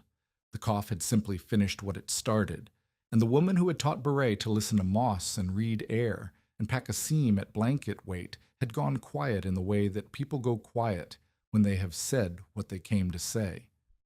Beret did not go to the cabin. She could not. Eli was nursing, and the trail was still deep in spring mud, and by the time she could have walked there, Torbjörn was already being prepared by the women of the lower valley, who washed her and dressed her and laid her in a pine box that Sjur built in one afternoon because building was the thing his hands could do when his hands needed to move. The burial was at the Ridge Cemetery, a flat clearing above the bog, where 6 other graves marked the valley's dead. Ansel spoke. He said Torbjörn had delivered more children than the company doctor and buried fewer, which was the highest compliment a man like Ansel could pay, because it was measurable. Beret stood at the grave with Eli in her arms and did not speak, not because she had nothing to say, but because what she had to say was in Norwegian, and the Norwegian she needed was not the functional English translated Norwegian she used for commerce and survival, but the older Norwegian her mother had spoken, the one that had words for grief that English did not possess, words that described the specific weight of losing someone who had taught you something you could not have learned alone. She walked home through the April mud with the child on her chest and the sky pale above the spruce, and she thought about Torbjörg's hand on the cabin wall and the instruction that had been both lesson and farewell. Now make it breathe right. The wall was not finished. The cabin was not finished. The woman who would have checked every seam was in the ground, and Beret was the only person left who knew how to listen for the sound a moss plug makes when it is packed at blanket weight. Not the thud of the ground, but the whisper of the blanket. She was the teacher now. She had not asked to be. But the knowledge was hers, transferred through a handful of pale fiber and a curved needle and a butter knife in a dairy hut in Norway, and the only way to honor the chain was to keep it unbroken. The secondary crisis came in November, and it came with fire. The logging cookhouse at the upper camp caught a spark from a cracked stovepipe on a night when the wind was blowing hard enough to carry embers 100 yards into the forest. The fire ate the cookhouse in 20 minutes, Naasi's roof, walls, stores, and 3 weeks of food that the camp could not replace until the freight sleigh arrived from Duluth. The crew evacuated to the bunkhouse, but the fire had jumped to the woodstack before anyone thought to move it, and the bunkhouse was now short on fuel by a margin that made the foreman's face go gray. That was the camp's problem. Beret's problem was smaller and more immediate. 3 men and 1 boy, a 12-year-old son of a camp cook named Peter, no relation to the Peter who had lost his fingers, had been cutting wood on the back ridge when the fire started. They had left their blankets in the cookhouse. They had no shelter on the ridge. The wind was driving the temperature down, and the boy was wearing a cotton shirt under a wool vest that would not keep a dog warm past midnight. Sjur brought the news at a run, his breath ragged, his boots churning mud and ice on the trail to Beret's clearing. 3 men and Peter's boy. The ridge above the north cut. No blankets, no fire. The wind is coming. Beret looked at Eli, asleep in the moss-packed cradle that sat inside the half-finished cabin. She looked at Sjur. She looked at the sky, which was doing the thing she now recognized. Clearing too fast. Stars coming out too hard. The barometric drop that preceded the kind of cold that killed people who were not ready. "We need moss," she said. "Dry. From the covered pile. And rope. And the canvas from the pod entrance.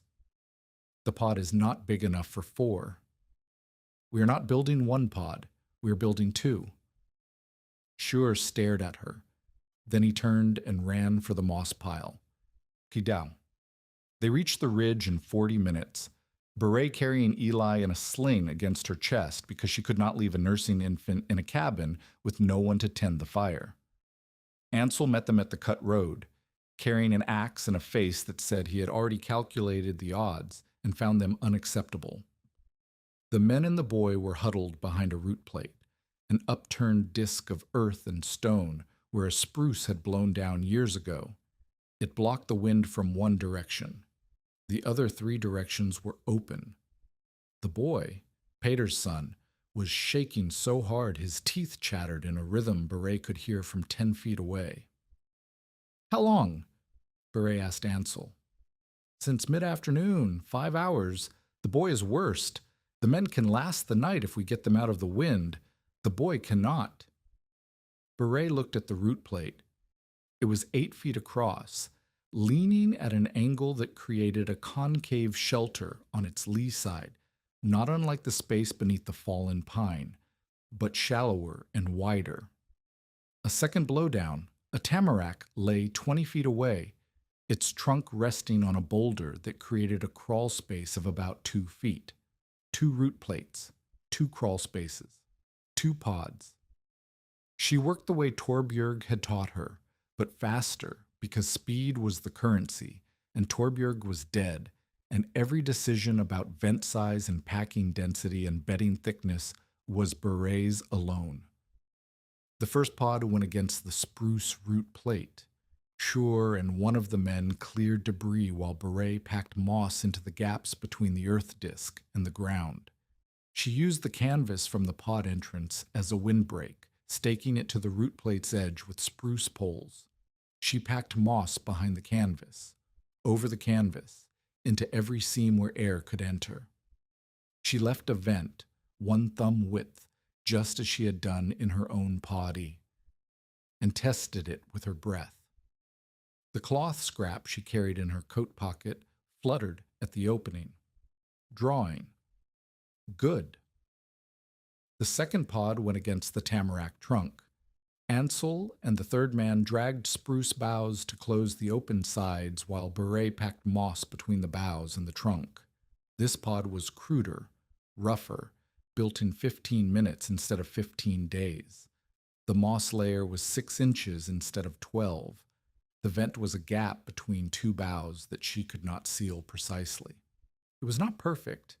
It was better than open air by a margin that might mean the difference between living and not. She put the boy in the first pod with the biggest man, because body heat was additive, and the boy needed it most. She put the other 2 men in the second pod with instructions to keep the vent clear and the bow walls tight. If this story reminds you why preparation matters, share it with someone who understands that survival often begins before anyone else sees the danger. Ansel watched her work. He did not help with the moss. He did not help with the packing, not because he was unwilling, but because he recognized that helping would have slowed her down. She knew the density, the technique, the angles, and any hands that did not know those things would have packed too tight or too loose and cost minutes that the boy did not have. When the pods were sealed, Ansel stood in the wind on the open ridge and looked at the 2 shelters, lumps of moss and canvas and spruce bough that from the outside looked like debris left by a careless storm. Inside them, 4 people were breathing warmer air. "You did not need me for this," Ansel said. "I needed you for the axe work. I mean the moss, the packing, the vent. You did not hesitate." Beret shifted Eli against her chest. The baby had slept through the entire construction, warm inside the sling, oblivious to the fact that her mother was building emergency shelters on a frozen ridge by firelight. "Torbjör taught me," Beret said. "Torbjör is gone." "Yes, and now I know what she knew, and now you know it too. And tomorrow those men will know it, and the boy will know it, and the next time the fire eats a cookhouse, someone on the ridge will build a pod instead of standing in the wind until the wind takes their fingers." Ansel said nothing. He put his hat on. He stood in the wind for a moment longer, and then he walked down to check the first pod, where the boy had stopped shaking and the big man's body heat was raising the temperature inside the moss walls to a number that would not kill anyone before morning. The next morning, the boy was alive. The men were alive. The first pod had held 36 degrees overnight, measured by a thermometer Ansel had brought from the camp. The second pod had held 29, barely above freezing, but above it, which was the line that mattered. Merrick Bodine heard about the ridge rescue from the camp foreman, who told him not as a compliment to Beret, but as a complaint about the cookhouse stovepipe that should have been replaced in October. But the story traveled anyway, carried by the loggers who had slept in the pods, carried by Pater's boy who told his father that a woman had built a wall out of swamp moss and kept him alive through a night when the thermometer at camp read 16 below. The story reached the county seat. It reached the church women in the valley. It reached the freight driver who carried mail south to Duluth. And it reached Merrick, who understood that every person who heard the story was a person less likely to believe that Beret Vangen was incompetent, unstable, or foolish, the 3 adjectives he had been applying to her since October. He pressed harder. He brought the debt ledger to the foreman's table and demanded company backing for a formal claim challenge at the county office. The foreman, who had slept warm because his bunkhouse still had walls while 4 of his men survived on a ridge because of Beret's moss, told Merrick to file whatever he wanted, but not to expect the camp's signature on it. Merrick filed alone. The hearing was set for April, but Schur had noticed something about the ledger page Merrick had shown Beret in January.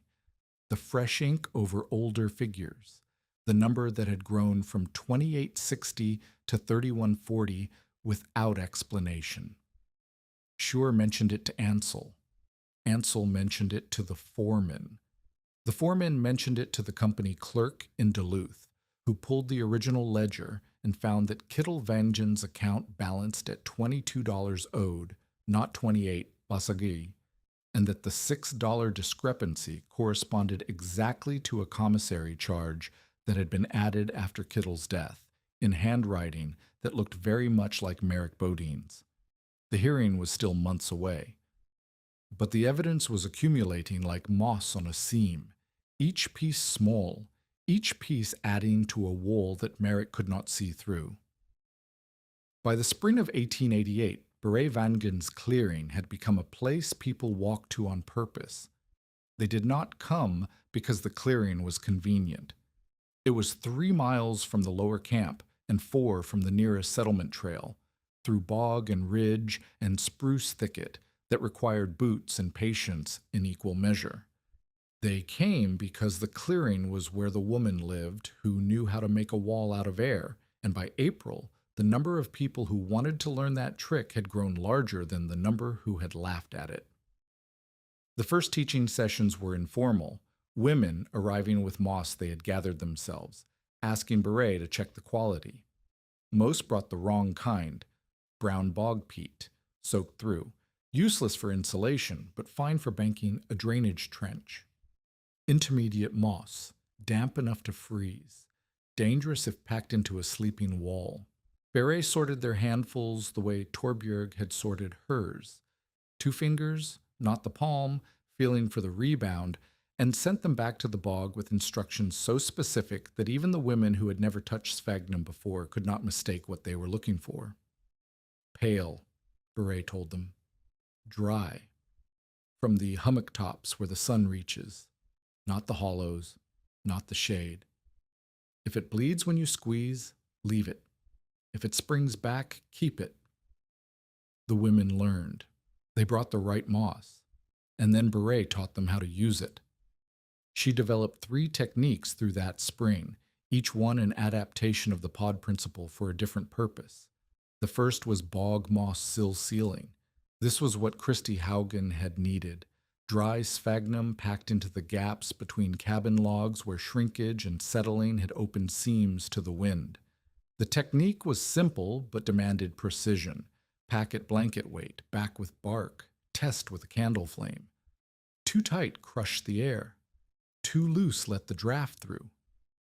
Beret made women pack the same seam 3 times, 4 times, until the flame held still and the moss did not compress, flat under a thumb press. Schur attended one of these sessions, standing at the edge of the clearing with his arms crossed, watching Beret correct a woman's packing technique with the same 2-finger tests Torbjörg had taught her. When the woman finished and the candle flame held, Schur nodded once and left. It was the closest he came to public endorsement. The second technique was low storm beds. These were Beret's invention, born from the principle that the pod's power came not from the pine trunk above it, but from the small air volume inside it.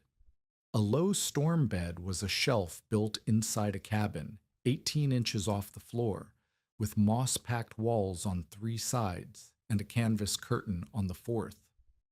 A child could crawl inside during a blizzard and sleep in a space so small that body heat held the temperature above freezing, even if the cabin stove died. Beret built the first one in Christy Haugen's cabin for the youngest boy, the one with the cough. Christy reported that the boy slept through a March storm without waking, and in the morning the air inside the storm bed was warm enough to keep the water cup beside his head from freezing. The third technique was cart pods for winter travelers. This was the most ambitious adaptation, and it came not from Beret's imagination, but from a request. A freight driver named Tolif Grindheim, who hauled supplies between the camps and the rail siding at Big Fork, asked Beret if the pod principle could be made portable. He did not want to haul a fallen pine. He wanted something he could carry on the freight sleigh, a kit that could be assembled in an emergency, fast enough to beat a storm and tight enough to hold warmth through the night. Beret designed it in 2 days. The kit was a canvas sack filled with dry hummock moss, sized to fit around a man lying on his side. The sack had ties at the top and bottom, and a thumb-wide vent hole reinforced with a birch bark ring. A second sack, smaller, held loose moss for plugging gaps where the ground was uneven. The entire kit weighed less than 12 pounds and fit under a freight sleigh seat. Tolliff tested it during a late-season squall in April, crawling into the sack against a boulder on the ridge trail when the wind made the horses refuse to move. He emerged in the morning with frost on the outside of the sack and warmth on the inside, and he ordered 3 more kits from Beret, paying in flour and salt pork because neither of them had cash. By May, Beret had taught the sill sealing technique to 11 women and 4 men. She had built storm beds in 3 cabins. She had made 7 travel kits. She refused to charge for the teaching. Torbjörn had said near the end during one of their moss-gathering walks, when the old woman's breath came shorter between sentences, "A thing learned in fear should not be priced like tobacco." Beret honored that, not as charity, but as principle. The knowledge had come to her through her mother's hands and Torbjörn's corrections, and selling it would have broken something in the chain that she was not willing to break. The county hearing was held on April 23, 1889, in a clapboard office in the town of Big Fork that smelled like pine tar and tobacco, and the accumulated grievances of men who believed that paper weighed more than labor.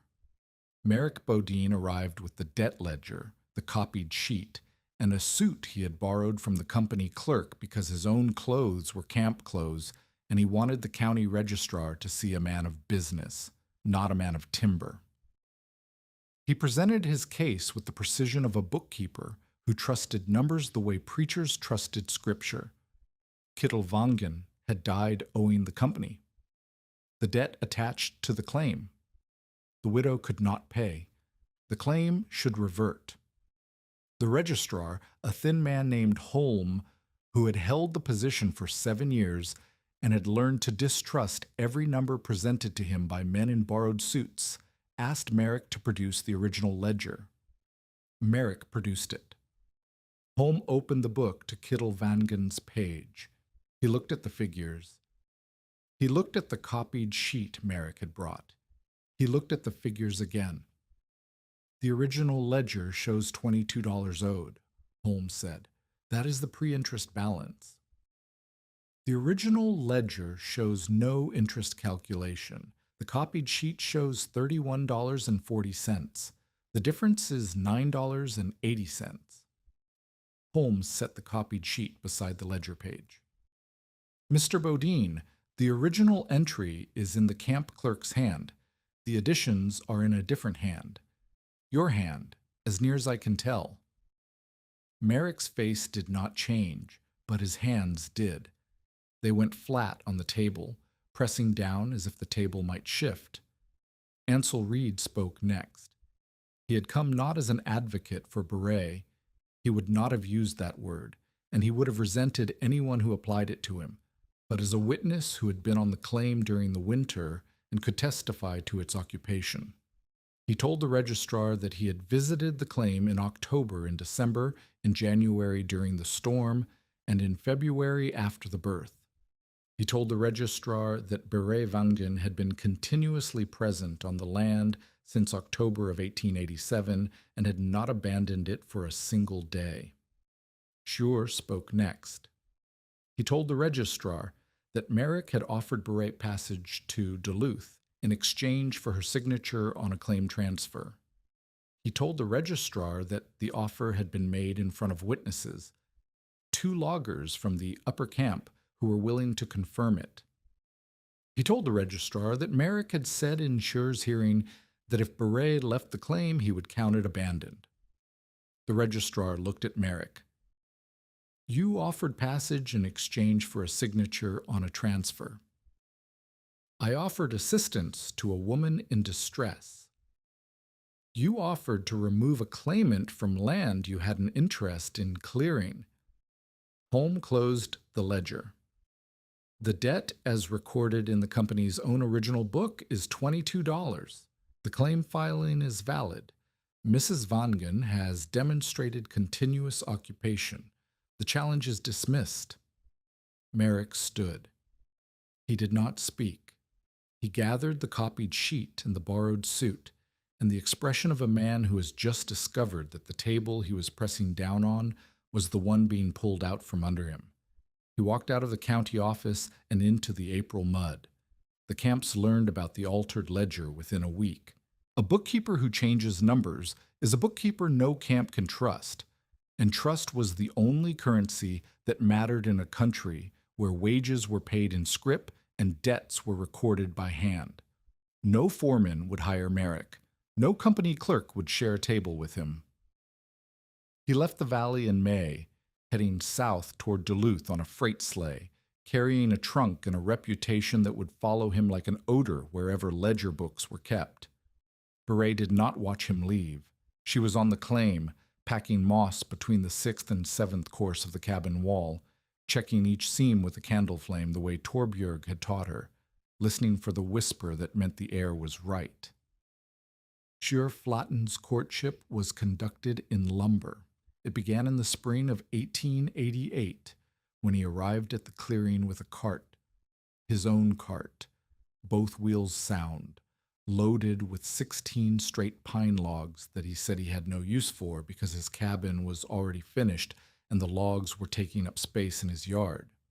Beret knew this was not true because she had seen Sjur's yard and there was room in it for 16 logs and 16 more. But she accepted the logs because accepting lumber was not the same as accepting help, and because the cabin needed walls and walls needed logs, and pride did not stack well against a north wind. Sjur came back the next week with a broad axe. The week after that, with a froe for splitting shakes. The week after that, with his own hands and a silence that communicated more clearly than any speech that he intended to be present for the construction of Beret Vangen's cabin, whether she invited him or not. They worked side by side through the summer. Sjur notched the logs.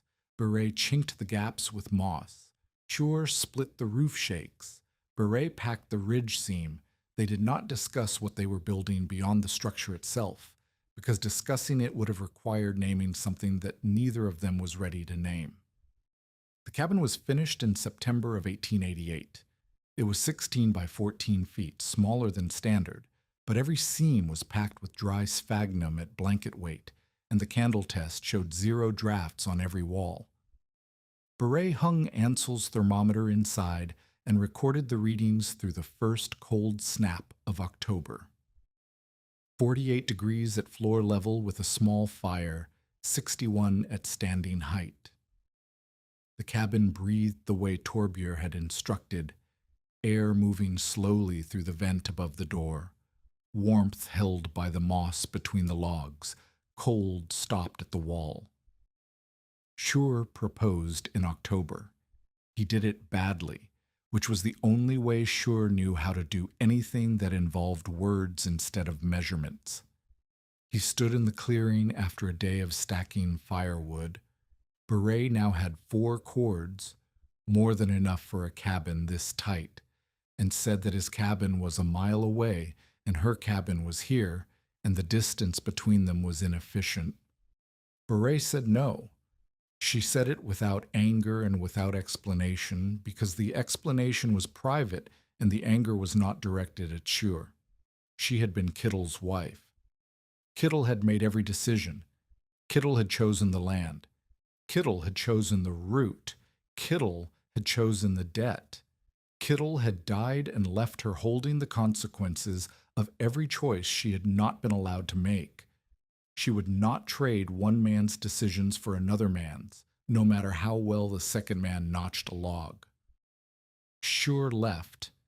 He did not sulk, because sulking required a capacity for visible emotion that Sure did not possess. He simply resumed walking past the clearing twice a week on his way to the timber road, and he did not mention the proposal again. He came back in the autumn of 1889, a full year later, carrying a folded paper in his coat pocket. It was not flowers. It was a deed copy he had filed on a quarter section adjacent to Baret's claim. The land shared a border along the north ridge, near the fallen pine that still lay where it had fallen, its bark now weathered silver, its branch stubs still holding it above the ground, where a broken handcart still sat beneath it, patched and empty and remembered. "I am not building over you," Sure said. He held the deed copy the way a man holds something he has thought about for a long time. "I am building beside you. Your land is yours. My land is mine. The line between them is on the paper. If you want me on your side of the line, I will come. If you do not, I will stay on mine." Baret looked at the deed. She looked at Sure. She looked at the clearing where she had spent 2 winters, one in a moss-packed cart and one in a cabin she had built with her own hands, and a dead woman's knowledge. She looked at Eli, who was 13 months old and crawling toward the woodpile with the determined speed of a child who had been born beneath a fallen pine and seemed to regard obstacles as invitations. "Come for supper," Baret said. They married in January of 1890 in the church at the Lower Valley, on a day when the temperature was 9 degrees above zero and the sky was the color of hammered tin. Ansel Reed attended, wearing his good coat and a face that suggested he considered the proceedings acceptable but unnecessary, since in his view, 2 people who had already survived a winter within a mile of each other were already married by any standard that mattered. Barbro attended, Christy Haugen attended. The Solheim brothers attended because Baret had taught them to build emergency shelters, and they considered this a debt that a church appearance could partially repay. The minister asked Sure if he would take Baret as his wife. Sure said yes. The minister asked Baret if she would take Sure as her husband. Baret said yes, then added, in Norwegian, a sentence the minister did not understand, and Sure did not ask her to translate, but which Barbro later told him meant, "On the condition that you never move my moss." Sure kept the condition. In 29 years of marriage, he never once repacked a seam that Baret had set. The years after the marriage compressed the way years do when the crisis that defined them has passed, and the life that follows is measured not in survival, but in accumulation. Baret and Sure raised 3 children. Eli, the firstborn, grew up hearing that her first winter was spent beneath a fallen pine inside a cart everyone had laughed at, and she carried this information not as trauma, but as credential. She was the child who had survived the impossible, and she regarded every subsequent difficulty as a lesser challenge by comparison. The second child, a son named Arne, was born in the cabin in 1891. The third, a daughter named Marte, in 1893. All 3 learned to sort moss before they learned to sort letters. The claim became a winter stopping place. Freight drivers knew it. Trappers knew it. Families traveling between camps knew it. Baret kept a supply of dry hummock moss in the shed, stored in flour sacks labeled in her hand, and any traveler who stopped could take what they needed for the trail. The storm beds in the cabin's back room were available to anyone caught by weather, and more than once Baret woke to find a stranger's child sleeping in the low bunk she had built for exactly this purpose, warm inside moss-packed walls, while the blizzard outside took the temperature to numbers that made the pines crack like gunshots. She taught anyone who asked. Women from scattered cabins came to learn draft testing. Young loggers came before winter cutting, sent by Ansel, who had made the visit a condition of employment at any camp he oversaw. Hmm, learn the little shelter before the big woods teaches you, Ansel told them, and they came.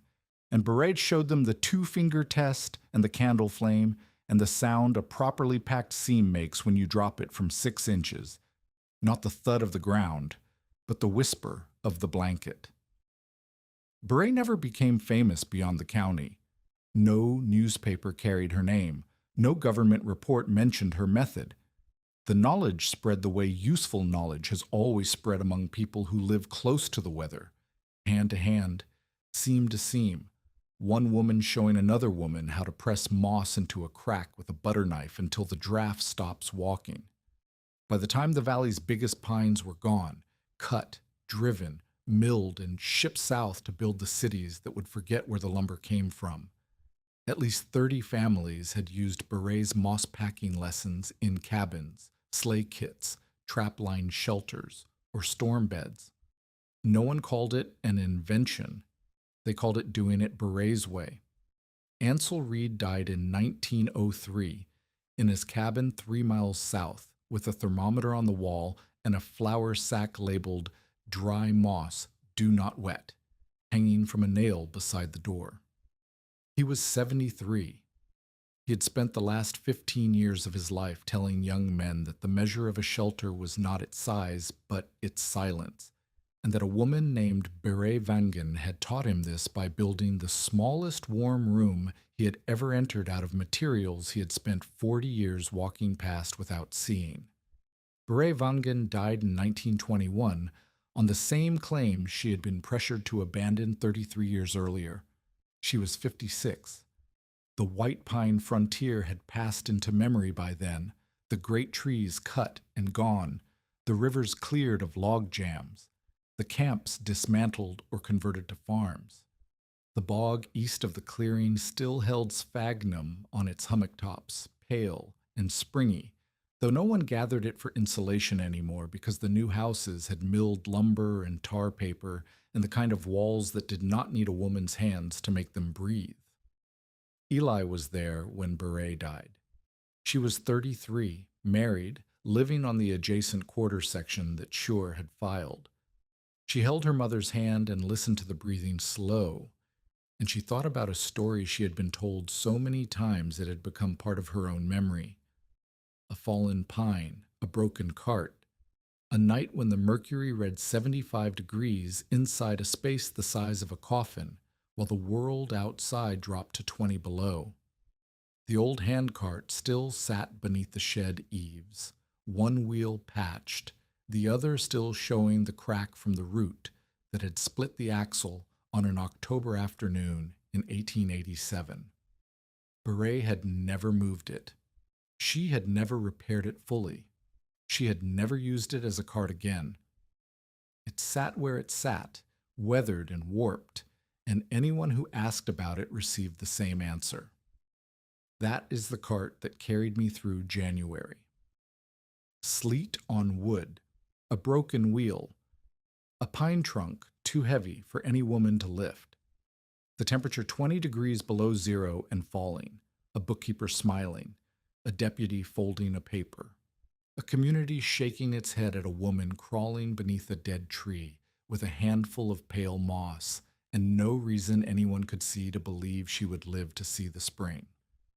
Ansel Reed, 57, former river foreman, veteran of 40 Northwoods winters, had looked at Beret Vangen's broken handcart and said the words that every practical man in the valley was thinking: "A cart is for hauling flour, not carrying a woman through January." He was wrong, and he was the first to say so. And years later, Ansel's own grandson, a boy of 9, caught in a whiteout on the Ridge Trail, crawled into a moss-packed storm bunk that the old man had built in his woodshed, sealed the canvas curtain, and waded through the night in air warm enough to keep the water cup beside his head from freezing. Because Ansel had taught him exactly how Beret sealed the seams, the cart never became a cabin, the fallen pine never became lumber, and the thing everyone mistook for wreckage became the smallest warm room in the North Woods.